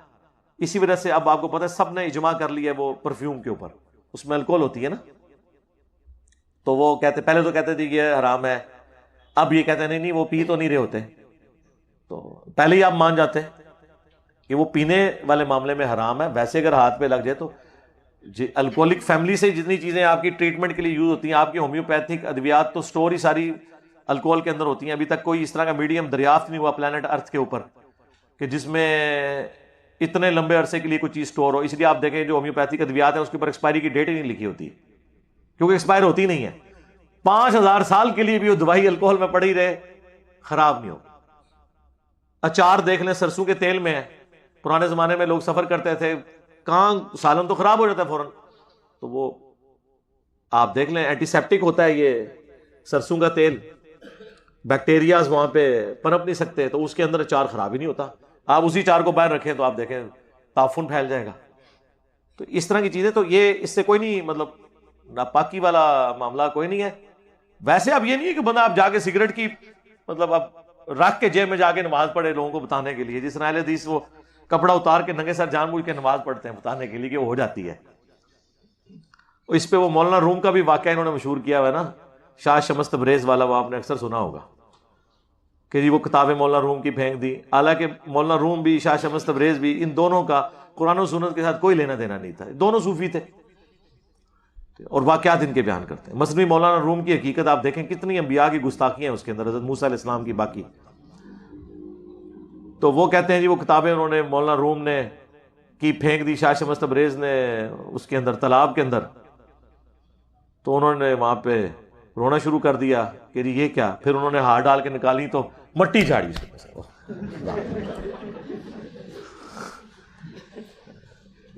شاہ شمس تبریز یا انہاں بزرگاں نو کہو کہ جدوں تاتاریوں نے بغداد کی وہ سلطنت عباسیہ الٹی تھی اور اس کی لائبریریاں دجلہ کے اندر پھینک دی تھی کتابیں, اور سارا دجلہ جو ہے وہ سیاہ ہو گیا تھا اور پھر مسلمانوں کے خون سے وہ سرخ ہو گیا تھا, تو اس وقت یہ کدھر بزرگ غائب تھے. یہ بزرگ تو تاتاریوں کے ہاتھوں ونڈے گئے ہیں جناب جی. سب سے بڑا ان کا جو بابا ہے نا شیخ فرید الدین عطار, 627 ہجری میں فوت ہوئے ہیں, جنہوں نے تذکرۃ الاولیاء کتاب لکھ کے پوری دنیا کے اندر بابوں کے واقعات مشہور کیے ہیں. عربی میں ایک کتاب ہے, یہ ٹیکسٹ بک ہے, فضائل اعمال, فضائل سنت. آپ کو جتنی یہ کہانیاں سننے میں ملتی ہیں نا بزرگوں کے بارے میں, رابعہ بصریہ, باجید بستامی, جنید بغدادی, یہ ساری کہانیاں جمع کی تھی انہوں نے باپے نے 800 سال پہلے. اس کے تعارف میں آپ پڑھے تذکرۃ الاولیاء کے اندر, تو اس کو تاتاریوں نے قتل کیا, خود یہ مارے گئے ہیں تاتاریوں کے ہاتھوں. ویسے تاتاریوں نے سارے بزرگ فیل کر دیتے سن, جتوں جانے سن سب بلیا میٹ کر جاتے سن, سارے نگاہ مارنے والے گئے, سب کچھ ختم ہو گیا. ٹھیک ہے, وہ اللہ نے ایسی چیز انہیں مسلط کی تھی. تو وہ کہتے ہیں جی وہ انہوں نے کہا تیرے اندر سے ابھی تکبر نہیں نکلا, حالانکہ سب زیادہ تکبر صوفیاء میں پایا جاتا ہے. اپنی عزتیں کروا رہے ہوتے ہیں, اپنے استقبال میں لوگ ان کے کھڑے ہو رہے ہوتے ہیں, ڈانس کی طرح یہ انٹر ہوتے ہیں مسجدوں کے اندر, ایسے ایسے ہاتھ آگے کر کر کے چموا رہے ہوتے ہیں. یہ عاجزی ہے. تو مولانا روم نے کہا جی میں نے علم سیکھنا ہے آپ سے, شاہ شمس تبریز کو. انہوں نے کہا اس کے لیے اس دفعہ تو جمعہ پڑھانے جائے تو 2 شراب کی بوتلیں رکھنی ہیں. احمد اس تو یاد ہے, ایک سجے بوجھے ایک کھبے بوجھے, اور ٹکن بھی کھول دینے نے. ٹھیک ہے جی. انہوں نے جب نماز پڑھی, پڑھائی, سجدے میں گئے, گڑ گڑ گڑ شروع ہو گئی. پچھلے لوگوں نے ان کی پٹائی کی, ان کی صحیح, ان کی جب پھینٹی لگی, ان کی لوگوں نے اتنا بڑا تجھے عالم سمجھتے تھے, تو یہ کام کرتا ہے. پھر وہ جب بے عزت ہوئے, پھر وہ ان کے پاس ہے, ان کا ہاں اب تیری میں مری ہے تو اب میں تجھے دین سکھاؤں گا. یار نبی علیہ السلام اس طرح دین سکھایا کرتے تھے, مجھے بتائیں آپ. بخاری مسلم میں تو آتا ہے ایک صحابی بالکل نیو یا مسلمان ہوئے تھے یا بھی نہیں ہوئے تھے, وہ پینڈو تھے, عربی تھے, مسجد نبوی کے کونے میں انہوں نے پیشاب کرنا شروع کر دیا. سارے مسجد کچا فرش ہوتا تھا, کوئی قالین تو بچے نہیں ہوئے. پھر ہم اس وقت ہمارے بچے کو تو آج پتہ ہے مسجد میں یہ کام نہیں کرنا, جو جب نئے نئے لوگ مسلمان تھے وہ تو اسے عام گراؤنڈ نہیں سمجھ رہے تھے. صحابہ سے مارنے کے لیے دوڑے, آپ نے کہا رک جاؤ, پیشاب تسلی سے کیا, پاس بلایا, کہا کہ مسجد پاکیزہ جگہ, یہاں پیشاب نہیں کرتے. پھر صحابہ سے کہا ایک پانی کا ڈول یہاں پھینک دو. وہ اتنا امپریس ہوا, اس نے کہا جی آپ کے اخلاق تو بڑے اعلیٰ درجے کے ہیں. ٹھیک ہے. تو نبی علیہ السلام کا یہ یعنی اس معاملے میں اس طرح کا ایٹیچیوڈ تھا اخلاقیات کے حوالے سے. ٹھیک ہے. اور ہم لوگ یہ کون سے اخلاقیات لوگوں کو واقعات سنا سنا کے ان کی مت ماری ہوئی ہے. تو پھر لوگ ہمیں کہتے ہیں جناب کہ جی اچھا جی اس کا مطلب پھر آپ فلاں واقعے کو بھی نہیں مانتے, آپ فلاں واقعے کو بھی نہیں مانتے. باقی جو کچھ آپ نے بزرگوں کے بارے میں کلیم کیا ہے وہ تو ہم نے کتاب و سنت کے دلائل کی روشنی میں ثابت کر دیا کہ آپ نے جو کچھ بزرگوں کے بارے میں کلیم کیا تھا وہ سارے جعلی واقعات ہیں, وہ تو ہم نے ثابت کر دیے. آپ بزرگوں کے بارے میں کہہ رہے ہیں ایک رات میں 8 قرآن پڑھ لیتے تھے, ہم نے بخاری مسلم سے ثابت کیا ہے کہ صحابہ کرام علیہم رضوان سے جب نبی علیہ السلام نے کہا تم میں سے کسی کی استطاعت ہے کہ 1/3 قرآن ایک رات میں پڑھ لیں, ان کا کس کی استطاعت ہوگی؟ حضور نے فرمایا سورہ اخلاص پڑھ لو, 1/3 قرآن کے برابر. صحابہ تو کہتے ہیں ہم تو نہیں 10 پارے پڑھ سکتے آج کی ڈیٹ میں, اس پارے تو زمانے میں نہیں تھے. آپ کے بزرگ تو ایک رات میں ایک ٹانگ کے اوپر ایک قرآن, دوسرے ٹانگ پہ دوسرا قرآن پڑھتے تھے. ہم کہتے ہیں جب صحابہ کرام نہیں پڑھ سکتے تو باپ دشاہی کوئی نہیں. آپ کہتے ہیں بزرگ ایک نماز پڑھتے تھے مدینہ شریف, دوسری پڑھتے مکہ شریف, تیسری پڑھتے تھے بیت المقدس, کا ہر کوئی نماز نہیں پڑھی کسی کے سامنے.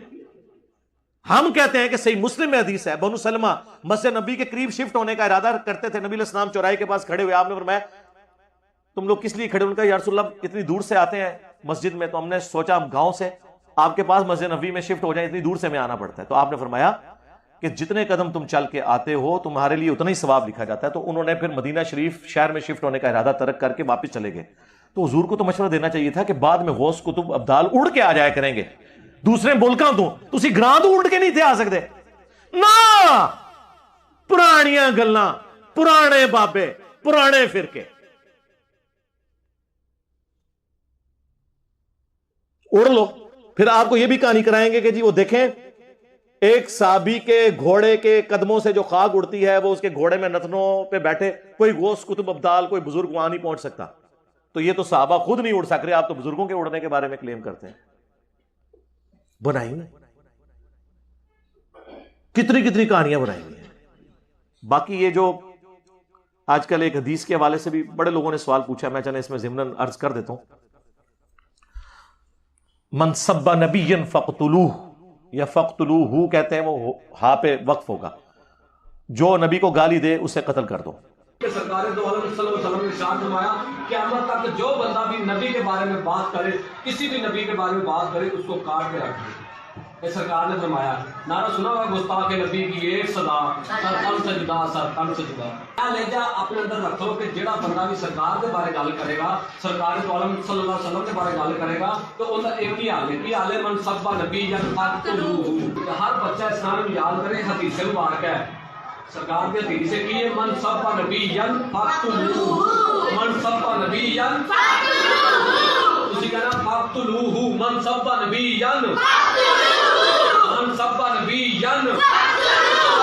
حمزہ ادھر کھڑے ہو جاؤ، بتاؤ کیا تم ظالموں کے ظلم سے ڈر گئے ہو؟ نہیں۔ تو تم کیا کر سکتے ہو؟ ہم اپنے نبی کی عزت کے لیے مر بھی سکتے ہیں اور گستاخ رسول کو مار بھی سکتے ہیں۔ من سب نبیان سب نبیان، گستاخ نبی کی ایک سزا، گستاخ نبی کی ایک سزا۔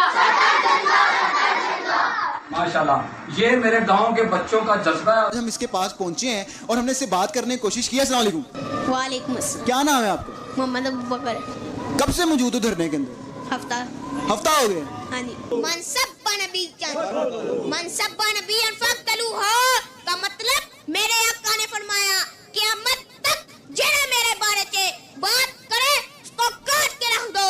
فقتلو دین جاوے کس سے گستاخ نو رات تک نیند نہ آوے، گستاخ نبی کی ایک صدا، گستاخ نبی کی ایک صدا۔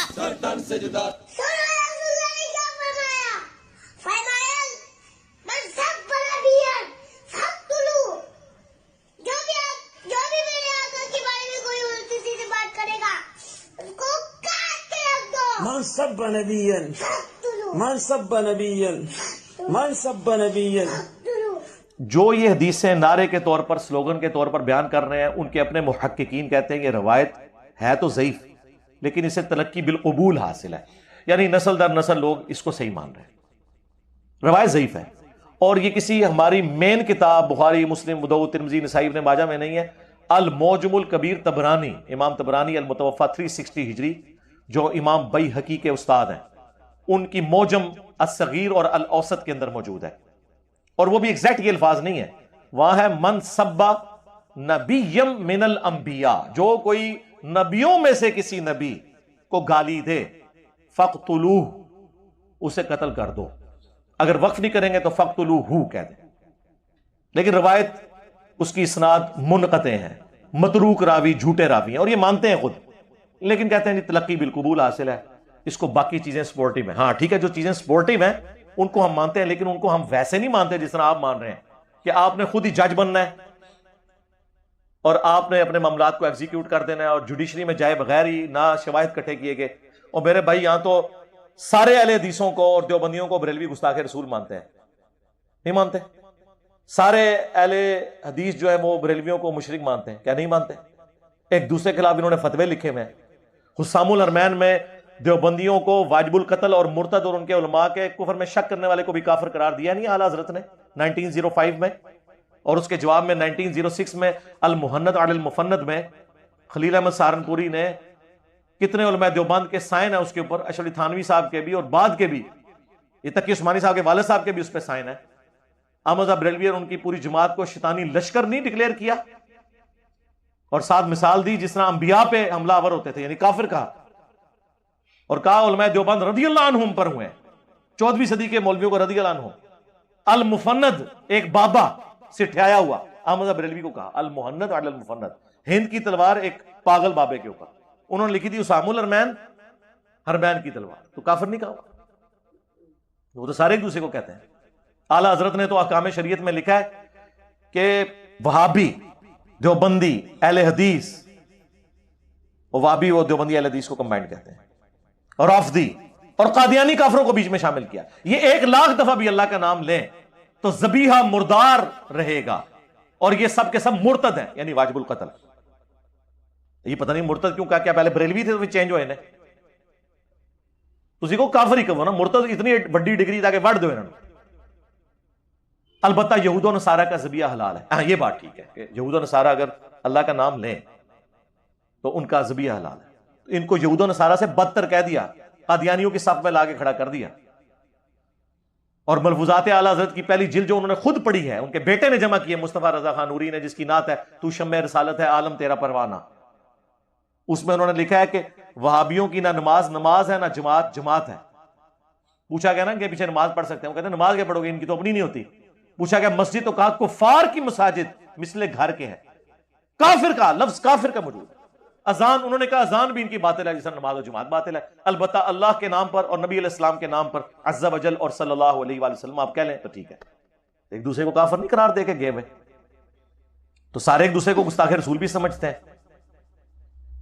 تو پھر تو یہ قتل و غارت کا ایک بازار گرم ہو جائے گا۔ رہ گی وہ روایتیں، جس طرح ابو داؤد میں حدیث ہے حضرت ابوبکر صدیق رضی اللہ تعالیٰ کے بارے میں، ایک شخص نے ان کے ساتھ مس بہیو کیا تو دوسرے نے کہا حضرت اجازت دے میں اس کا گلا کاٹ دوں، انہوں نے فرمایا نہیں، اور بعد میں کہا اگر میں تمہیں کہہ دیتا تو تم یہ کر دیتے، انہوں نے کہا ہاں میں کر دیتا۔ تو حضرت ابوبکر نے کہا کہ نبی علیہ السلام کے بعد کسی کے لیے شایع نہیں ہے کہ انہیں کوئی گالی دے نبی علیہ السلام کے علاوہ کسی ہستی کو تو اس کو قتل کیا جائے، یہ رسول اللہ کا پروٹوکول ہے، لہذا مجھے بھی اگر اس نے گالی دی تھی یا دیتا تو مجھ سے قتل نہیں کر سکتے۔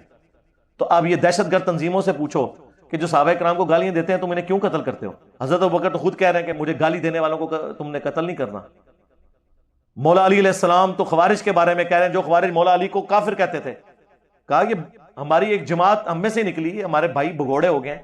پوچھا کہ منافق ہے، کہا منافق تو بڑا تھوڑا اللہ کا ذکر کرتے ہیں، یہ منافق نہیں۔ پوچھا کہ کافر، کہ کافر بھی نہیں ہے، یہ تو کفر سے بھاگے ہیں یہ سمجھ کے کہ میں کافر ہو گیا ہوں۔ اگر کافر بھی نہیں، منافق بھی نہیں، تو پھر تیسری کیٹیگری کون سی ہے؟ مسلم، بھگوڑے، باغی مسلم۔ تو مولا علی کو ڈائریکٹ جنہوں نے کافر کہا، انہوں نے ان کو بھی کہا کہ نہیں دی اس فٹ کی کہ جو کافر کہے گا کفر لوٹ جائے گا، ان کو پتا تھا، ان کو اپنے فہم سے غلطی لگی۔ بخاری مسلم میں حدیث ہے، ایک بدری صحابی نے جب حضور علیہ السلام کی مخبری کر دی، حضرت عمر نے اسے کہہ دیا منافق، اجازت دیں اس منافق کا گلا کاٹو۔ آپ نے فرمایا بدری صاحب کی اگلی پچھلی غلطیاں معاف ہیں۔ حضرت عمر کو بھی توبہ نہیں کروائی، کیونکہ انہوں نے اپنے اجتہاد سے سمجھا کہ نبی کے ساتھ غداری کرنے والا منافق ہے، ابن ابی بلتا ہے نہیں تھا وہ۔ ان کی طرف منافقت اس لیے نہیں لوٹی کہ انہوں نے اجتہاد سے یہ سمجھا کہ اس کی ایکٹیویٹی تو منافقانہ تھی، اس میں تو کوئی شک نہیں ہے، لیکن اللہ کے نبی نے کہا نفس سے مغلوب ہو کے چکے ہوا ہے، اس لیے چھوڑ دو۔ تو یہ بڑے مشکل معاملات ہیں۔ کعب بن اشرف کے قتل والی روایت لے آتے ہیں صحیح بخاری سے، تو کعب بن اشرف تو ریگولرلی مسلمانوں اور یہودیوں کی ایک آپس میں ایک کولڈ وار چل رہی تھی، اس میں وہ ایک سرگنا کے طور پہ تھا۔ وہ تو ہم بھی، یعنی جن ملکوں کے ساتھ ہماری جنگیں ہوں گی یا دشمنی چل رہی ہوگی تو ہم ان کے ایجنٹس کو کیا مروائیں گے نہیں، یا ان کے سرگنا کو؟ تو یہ حالت جنگ کی بات ہے۔ ورنہ مجھے بتائیں سب سے بڑا گستاخ رسول اس پلانٹ ارتھ کے اوپر عبداللہ ابن ابی تھا نبی کے زمانے میں صلی اللہ علیہ وآلہ وسلم، جس کے بارے میں قرآن میں آیا ہے کہ اس نے یہ سٹیٹمنٹ دی تھی کہ جب ہم عزت والے مدینے میں جائیں گے تو وہاں سے ذلیلوں کو نکال دیں گے، اور کسے کہا؟ اللہ کے نبی کو اور ان کے صحاب کو۔ اس سے بڑا کوئی کلمات کفر اور گستاخی ہو سکتی ہے؟ اور صحیح بخاری میں زید بن ارقم کے بارے میں آتا ہے، انہوں نے یہ بات سن لی، حضور کو بتائی، اور حضور نے جب بلا کے عبداللہ ابن ابی کو پوچھا، اس نے کہا نہیں میں نے ایسی کوئی بات نہیں کی ہے۔ ڈر گیا نا، مکر گیا، صحت جرم سے انکار کر دیا۔ اب وہ صحابی اتنے پریشان ہوئے، اللہ نے اس صحابی کی صفائی میں قرآن نازل کر دیا۔ زید بن ارقم غدیر خم کے راوی، اور بخاری میں الفاظ ہیں، انس بن مالک پریشان تھے نا جب واقعہ ہررا ہوا، یزید کی فوجوں نے اہل مدینہ کو لوٹا تو زید ابن ارقم نے خط لکھا کہ اے انس آپ پریشان نہ ہو، کیا حضور نے نہیں کہا تھا انصار صبر کرنا، تم پہ بہت زیادہ زیادتیاں ہوں گی یہاں تک کہ مجھے حوض کوثر پہ ملنا۔ تو انس ابن مالک نے ان کا خط کھول کے جب اپنے ساتھیوں کو بتایا اور کہا یہ وہی زید ابن ارقم ہے جس کے لیے قرآن نازل ہوا ہے کہ جب عزت والے مدینے میں جائیں گے تو ذلیلوں کو نکال دیں گے۔ اتنے بڑے کلمات کفر، بخاری مسلم کے الفاظ ہیں، حضرت عمر نے کہا یا رسول اللہ اجازت ہے میں منافق کا گلا کاٹ دوں، آپ فرمایا چھوڑ دو، لوگ کہیں گے اپنے ساتھیوں کو قتل کرواتا ہے، اپنے اصحاب کو قتل کرواتا ہے۔ حالانکہ حضور کو غلبہ تھا، رومن امپائر آپ سے بھاگی ہوئی تھی غزوہ تبوک میں۔ غزوہ تبوک کے بعد مسجد درار آپ نے جلوائی ہے منافقین کی مسجد، تو منافقین کو کیوں نہیں جلوا دیا؟ ڈکلیئرڈ گستاخ تھے نا۔ معاملات کو لے کے چلنا ہوتا ہے، اس طرح تو دنیا کا ہر عیسائی رسول اللہ کا بھی گستاخ ہے اور اللہ کا بھی، کیونکہ اللہ کے لیے بیٹا تجویز کرتا ہے اور قرآن کہتا ہے قریب آسمان پھٹ پڑے، زمین شک ہو جائے اور پہاڑ ریزہ ریزہ ہو جائے۔ ان دعوا للرحمن ولدا، انہوں نے رحمان کے لیے بیٹا تجویز کیا۔ تو اللہ کو گالی نہیں ہے بیٹا تجویز کرنا، رسول اللہ کو کیا گالی نہیں ہے یہ کہنا کہ وہ جھوٹا پیغمبر ہے، نعوذ باللہ۔ تو ایسا یہی سمجھتے ہیں نا، تو 2.25 ارب انسان تو سیدھا سیدھا نبی الاسلام کو، بلکہ آپ باقیوں کو بھی ملا لیں تو 5 ارب انسان تو نبی الاسلام کو پیغمبر نہیں مان رہے، تو آپ کیا کہ ساری دنیا کو مارنا شروع کر دیں گے؟ رہ کے توہین امیز کلمات۔ میں کہتا ہوں اس کے لیے قانون سازی 295C موجود ہے، اس کے ساتھ ایک شک ایڈ کریں کہ اگر کوئی معافی مانگ لے اسے معافی مل جائے گی، تو اس سے وہ چور دروازہ بند ہو جائے گا جو لوگ اپنے مقصد کے لیے کسی پہ الزام لگاتے ہیں۔ جب وہ بندہ جوڈیشری میں آئے گا وہ انکار کر دے گا، اور زیادہ تر تو اسی طریقے سے الزامات لگتے ہیں۔ یا ہو سکتا ہے آپ اس کی تشریح گستاخی کر رہے ہو، وہ گستاخی ہو ہی نہ، پھر بھی اگر وہ غیر مشروط معافی مانگ لیتے ہیں بات ختم۔ نہیں جی معافی ہو ہی نہیں سکتی بھائی، اللہ کے گستاخ کی معافی ہے شرک کرنے والے کی سورۃ الفرقان کی آیت نمبر 70 میں کہ ہم اس کے گناہوں کو بھی نیکیوں سے بدل دیں گے۔ تو نبی اسلام کے گستاخ کی بھی معافی ہو سکتی ہے، صحابہ کے گستاخ کی بھی معافی ہو سکتی ہے، اگر وہ بول کے کہتا ہے کہ یار میں نے تو یہ کہنے کا مطلب ہی نہیں تھا، تم نے یہ کیا۔ اور خود ان کے اپنے باپوں کی ذرا گستاخیاں دیکھیں، چشتی رسول اللہ نہیں موجود، نہیں چھاپ رہا، اشرف تھانوی رسول اللہ کیا نہیں موجود، یہ تو ڈیفینڈ کرتے ہیں اس کو۔ یہ کس منہ سے نعرے لگاتے ہیں پھر ایک دوسرے کے خلاف؟ تو میدان جنگ کے جو واقعات ہیں ان کو پیش کر کے پوری ڈاکٹرن نہیں ہے۔ اسی لیے آپ دیکھیں فقہائے اسلام میں گستاخ رسول کی سزا کے اوپر کنسنسس ہے ہی نہیں ہے جی، 2 امام یہ کہتے ہیں 2 یہ کہتے ہیں۔ وہ امام اس وقت کہنا شروع کرتے ہیں جب کتاب و سنت کی نظم موجود نہیں ہوتی۔ یہ سزا اجتہادن ہے، اور یہ جرت کر کے نہ فقہ حنفی کی سزا بتائیں کیا ہے۔ فقہ حنفی کی سزا کو تو حنفی مانتے ہی نہیں ہے، ویسے ہی حنفی ہے بریلوی دیوبندی، گستاخ رسول کی سزا کے بارے میں یہ بھاگ جاتے ہیں فقہ حنفی سے۔ بتائیں کیا سزا ہے؟ نہیں بتا سکتے، کیونکہ وہ تو ان کے بالکل اپوزٹ ہے۔ وہ تو تقی عثمانی صاحب کی بھی آڈیو لیک ہو گئی تھی، انہوں نے خود مانا تھا، ان کے کسی شاگرد نے وہ ریکارڈنگ کر کے نا آڈیو چڑھا دی نیٹ کے اوپر۔ حنفی مسلک میں گستاخی کی سزا قتل نہیں ہے، بلکہ کوئی بھی حاکم اپنے ضوابطین کے مطابق جو سزا تجویز کرے وہ کر سکتا ہے، سمجھے نا؟ الا یہ کہ مسلمان ہو تو مسلمان اس سے مرتد ہو جائے گا، مرتد کی سزا قتل ہوتی ہے، اور غیر مسلم اگر کرے گا تو غیر مسلم جو ہے اس کی سزا قتل نہیں ہے، کوئی اور سزا اس کو دی جائے گی۔ حنفیہ کا مطلب یہ ہے، لیکن جمہور کا قول یہ ہے کہ ہر صورت میں چاہے گستاخی کرنے والا مسلمان ہو یا غیر مسلم ہو، ہر صورت میں اس کی سزا قتل ہے۔ اور پاکستان میں جو قانون بنایا گیا، قانون توہین رسالت، وہ جمہور کے قول پر بنایا گیا کہ اگر کوئی گستاخی کرے تو اس کی سزا قتل ہے۔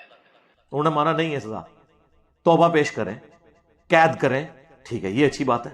چلے کوئی سزا فساد فی الارض کے تحت کرنا چاہتا ہے، وہ ایز اے لارج ہزارڈ ہے جو سورہ المائدہ میں 33 نمبر آیت میں آیت محاربہ میں آئی ہے کہ مخالف سمت کے ہاتھ پاؤں کاٹے جائیں، وہ ایز اے لاسٹ ہزارڈ ہے فساد فی الارض کے کانٹیکسٹ میں، اسی سے ڈیٹیکٹ کیا گیا، لیکن وہ بڑی شرائط کے بعد وہ سزا اسٹیبلش ہے۔ یہ تو نہیں کہ ہر بندہ دوسرے کو کر دے گا۔ اگلے دن مجھے کسی نے ای میل پہ ایک یہ ٹوکا نہیں ہوتا جو وہ جس سے کاٹا جاتا ہے گوشت، اس کی تصویر ایک 20-22 سال کا نوجوان داڑھی والا، اس نے ٹوکا اٹھایا ہے، اس پہ لبیک یا رسول اللہ لکھا ہوا ہے۔ اب وما ارسلناک الا رحمۃ للعالمین کہاں پر لکھو گے؟ ٹوکوں کے اوپر لبیک یا رسول اللہ لکھا ہوا۔ اب اندازہ کریں، اور یہ ٹوکے بھی اگر کافروں پہ چلنے ہوتے وہ بھی میدان جنگ میں، عام حالت میں نہیں۔ تو ہمیں تسلی ہوتی یہ ٹوکے تو ہمارے لیے ہیں، ظاہر ہے مسلمانوں بھی چلتے ہیں اور کدھر چلتے ہیں. اور یہ سیالکوٹ میں بھی اگر کوئی پاکستانی قتل ہوا ہوتا نا، ہمارے ریاستی ادارے، ہمارے پرائم منسٹر، ہمارے وزراء، ہماری اپوزیشن سب لیٹی ہوئی ہوتی. پاکستانی کے خون کی کوئی قدر نہیں ان کے نزدیک. یہ تو غیر ملکی تھا تو اتنا ہنگامہ کھڑا ہوا ہے. اگر یہ کوئی پاکستانی مرا ہوتا تو آپ دیکھتے کہ کیا ہوتا، کچھ بھی نہیں تھا ہونا. نہیں مرے کتنے پاکستانی اس سے پہلے؟ اسی سیالکوٹ میں 2 بھائیوں کو بے دردی سے قتل نہیں کیا گیا؟ اس سے پہلے بھی کئی واقعات ہوئے ہیں. سائیوال انسیڈنٹ نہیں ہوا؟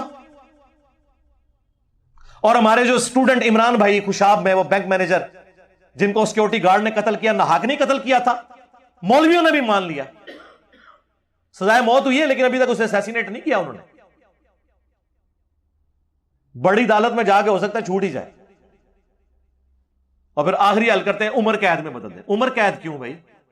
ایک بندے نے زندگی چھینی ہے، آپ عمر قید؟ قرآن تو کہہ رہا ہے وَلَكُمْ فِي الْقِصَاصِ حَيَاتٌ يَا أُولِي الْأَلْبَابِ، اے عقل مندو تمہارے لیے انسانیت کی زندگی چھپی ہوئی ہے قصاص میں، قتل کے بدلے قتل میں.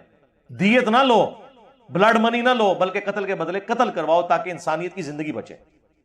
جب لوگ اور پھر پاکستان کی تو جو سزا ہے نا عمر قید، وہ ہوتی بھی 10-12 سال کی ہے. اس میں بھی وہ کسی 14 اگست پہ اتنے معاف ہو گئے، کبھی کو بڑے بندے نے وزٹ کیا اتنے سال معاف ہو گئے، 10 سال بعد عمر قید کاٹ کے بندہ باہر آ جاتا ہے. اب 60 سال کی عمر میں ایک بندے نے 20 سال کی عمر میں کسی کو قتل کر کے 30 سال میں باہر آ گیا تو بزرگان دین بن کے ہی نکلے گا نا، بڑا ڈان بن کے نکلے گا، اپنی وہ ینگ ایج میں وہ اپنا فیم ہی حاصل کرے گا. تو یہ کون سی عمر قید ہوئی جی؟ عمر قید گورے دیتے ہیں، مرتے دم تک ہوتی ہے عمر قید. دنیا نہیں بھی ایسے بندے کی شکل دیکھتی اور نہ ڈرتی ہے. یہاں تو عمر قید والوں سے ڈر لگا ہوتا ہے کہ باہر نکل کے تو آگے بدلہ اتار لیں گے، اور اتارتے ہیں. پھر یہ کون سی عمر قید ہے؟ پہلے بندہ مار کے اندر گئے، پھر باہر نکل کے ان کو مارتے ہیں، ان وکیلوں کو مار دیتے ہیں جو ان کے کیسوں کی پیروی کرتے ہیں. اے عمر قید ہے؟ دھوکہ دیا ہوا ہے. تو یہ جو منصب نبی فقتلوہ، یہ روایت کمزور، اور جن دلائل سے ان کو کرتے ہیں وہ بھی اس طریقے سے نہیں ہے. اس کو خدا کے لیے اللہ سے ڈر جائیں. اور میں آپ کو اب بتاتا ہوں کہ پھر اگر آپ نے یہ کرنا ہے تو میں نے تو یہ پورا ایک نعرہ بنایا ہوا ہے، جیسے وہ حسبنا اللہ و نعم الوکیل، تو دوسری طرف دوسری آیت جوڑ دیتے ہیں ایک دوسری جگہ سے اٹھا کے، کیا نعم المولا و نعم النصیر. تو میں نے بھی پھر ایک اور بات اٹھائی ہے، مسند احمد میں حدیث ہے، اس کی روایت میں کلام ہے لیکن اس کو سپورٹیو حدیث ہے، مسند ابی یعلا کے اندر موجود ہے، المعجم الکبیر طبرانی کے اندر موجود ہے، اور کئی کتابوں میں. من سب علی فقد سبنی، جس نے علی کو گالی دی اس نے مجھے گالی دی. یہ پہلا مصرع ہو گیا، من سب علی فقد سبنی. اور دوسرا مصرع جوڑ لو، ایتھے پہ ضعیف بھی جوڑ لو، من سب نبی فقتلوہ. اون دسو کنوں تسی مانڈو لاڑا ہے. جس بنو امیہ نے ممبروں پر مولا علی پر سب و شتم کروایا، صحیح مسلم میں 6229 نمبر حدیث، لعن اللہ ابو تراب، ابو تراب پر لعنت، علی بن ابی طالب پر، کہلوایا ممبروں سے. ان کی قبریں نہیں اکھاڑنی چاہیے، ان کی لاشوں کو نہیں ٹانگنا چاہیے. اب آپ کی ڈاکٹرن میں، میں نہیں کہتا لاش کی توہین کریں، وہ اپنا معاملات بھگت رہے ہوں گے آخرت میں جا کے، جن جن لوگوں نے اس میں حصہ ڈالا ہے. تو یہ پورا بتایا کریں. یہ بھی پھر نعرہ بنائے نا، من سب علی فقد سبنی، جس نے علی کو گالی دی اس نے مجھے گالی دی. وہ تو پھر ام سلمہ کے مسند ابی یعلا میں الفاظ ہیں، مشکات میں فٹ نوٹ پہ شیخ زبیر صاحب نے لیے ہیں، لوگوں تمہارے ممبروں پر رسول اللہ کو گالیاں بکی جاتی ہیں. تو ام سلمہ سے تابعی نے کہا اماں جان کس کی مجال ہمارے نبی پر گالی کرے. تو ام سلمہ رسول اللہ کی بیوی سب سے آخر میں فوت ہوئی، واقعہ کربلا کے بعد فوت ہوئی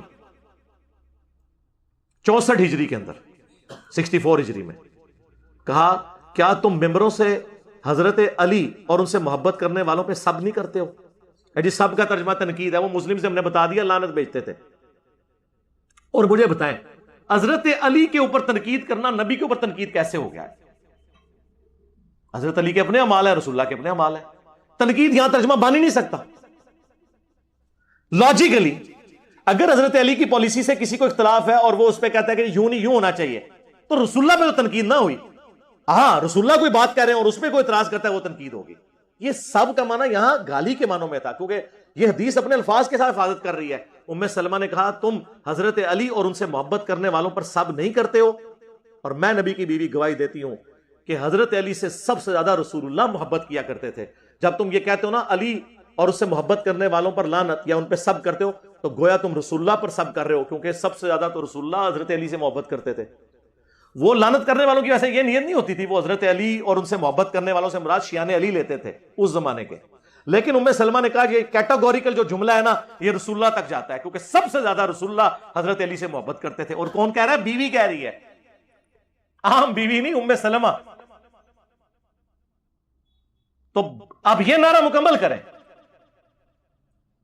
من سب علی فقد سبانی، جس نے علی کو گالی دی اس نے مجھے گالی دی. من سب نبی فاقتلوہ. پھر تو کہاں سے کہاں بات جائے گی میرے بھائی. یہ علمی پلیٹ فارم ہے، یہاں ہم علمی گفتگو اس لیے کرتے ہیں تاکہ لوگوں کو ایجوکیٹ کیا. میرے ساتھ ریاستی اداروں کے لوگ بھی بات کرتے ہیں، میں نے کہا آپ لوگ جو کچھ کر رہے ہیں یہ وقتی ہے، ہم امت کو نیریٹو دے رہے ہیں، ڈاکٹرن آنے والی نسلوں کا بدل رہے ہیں.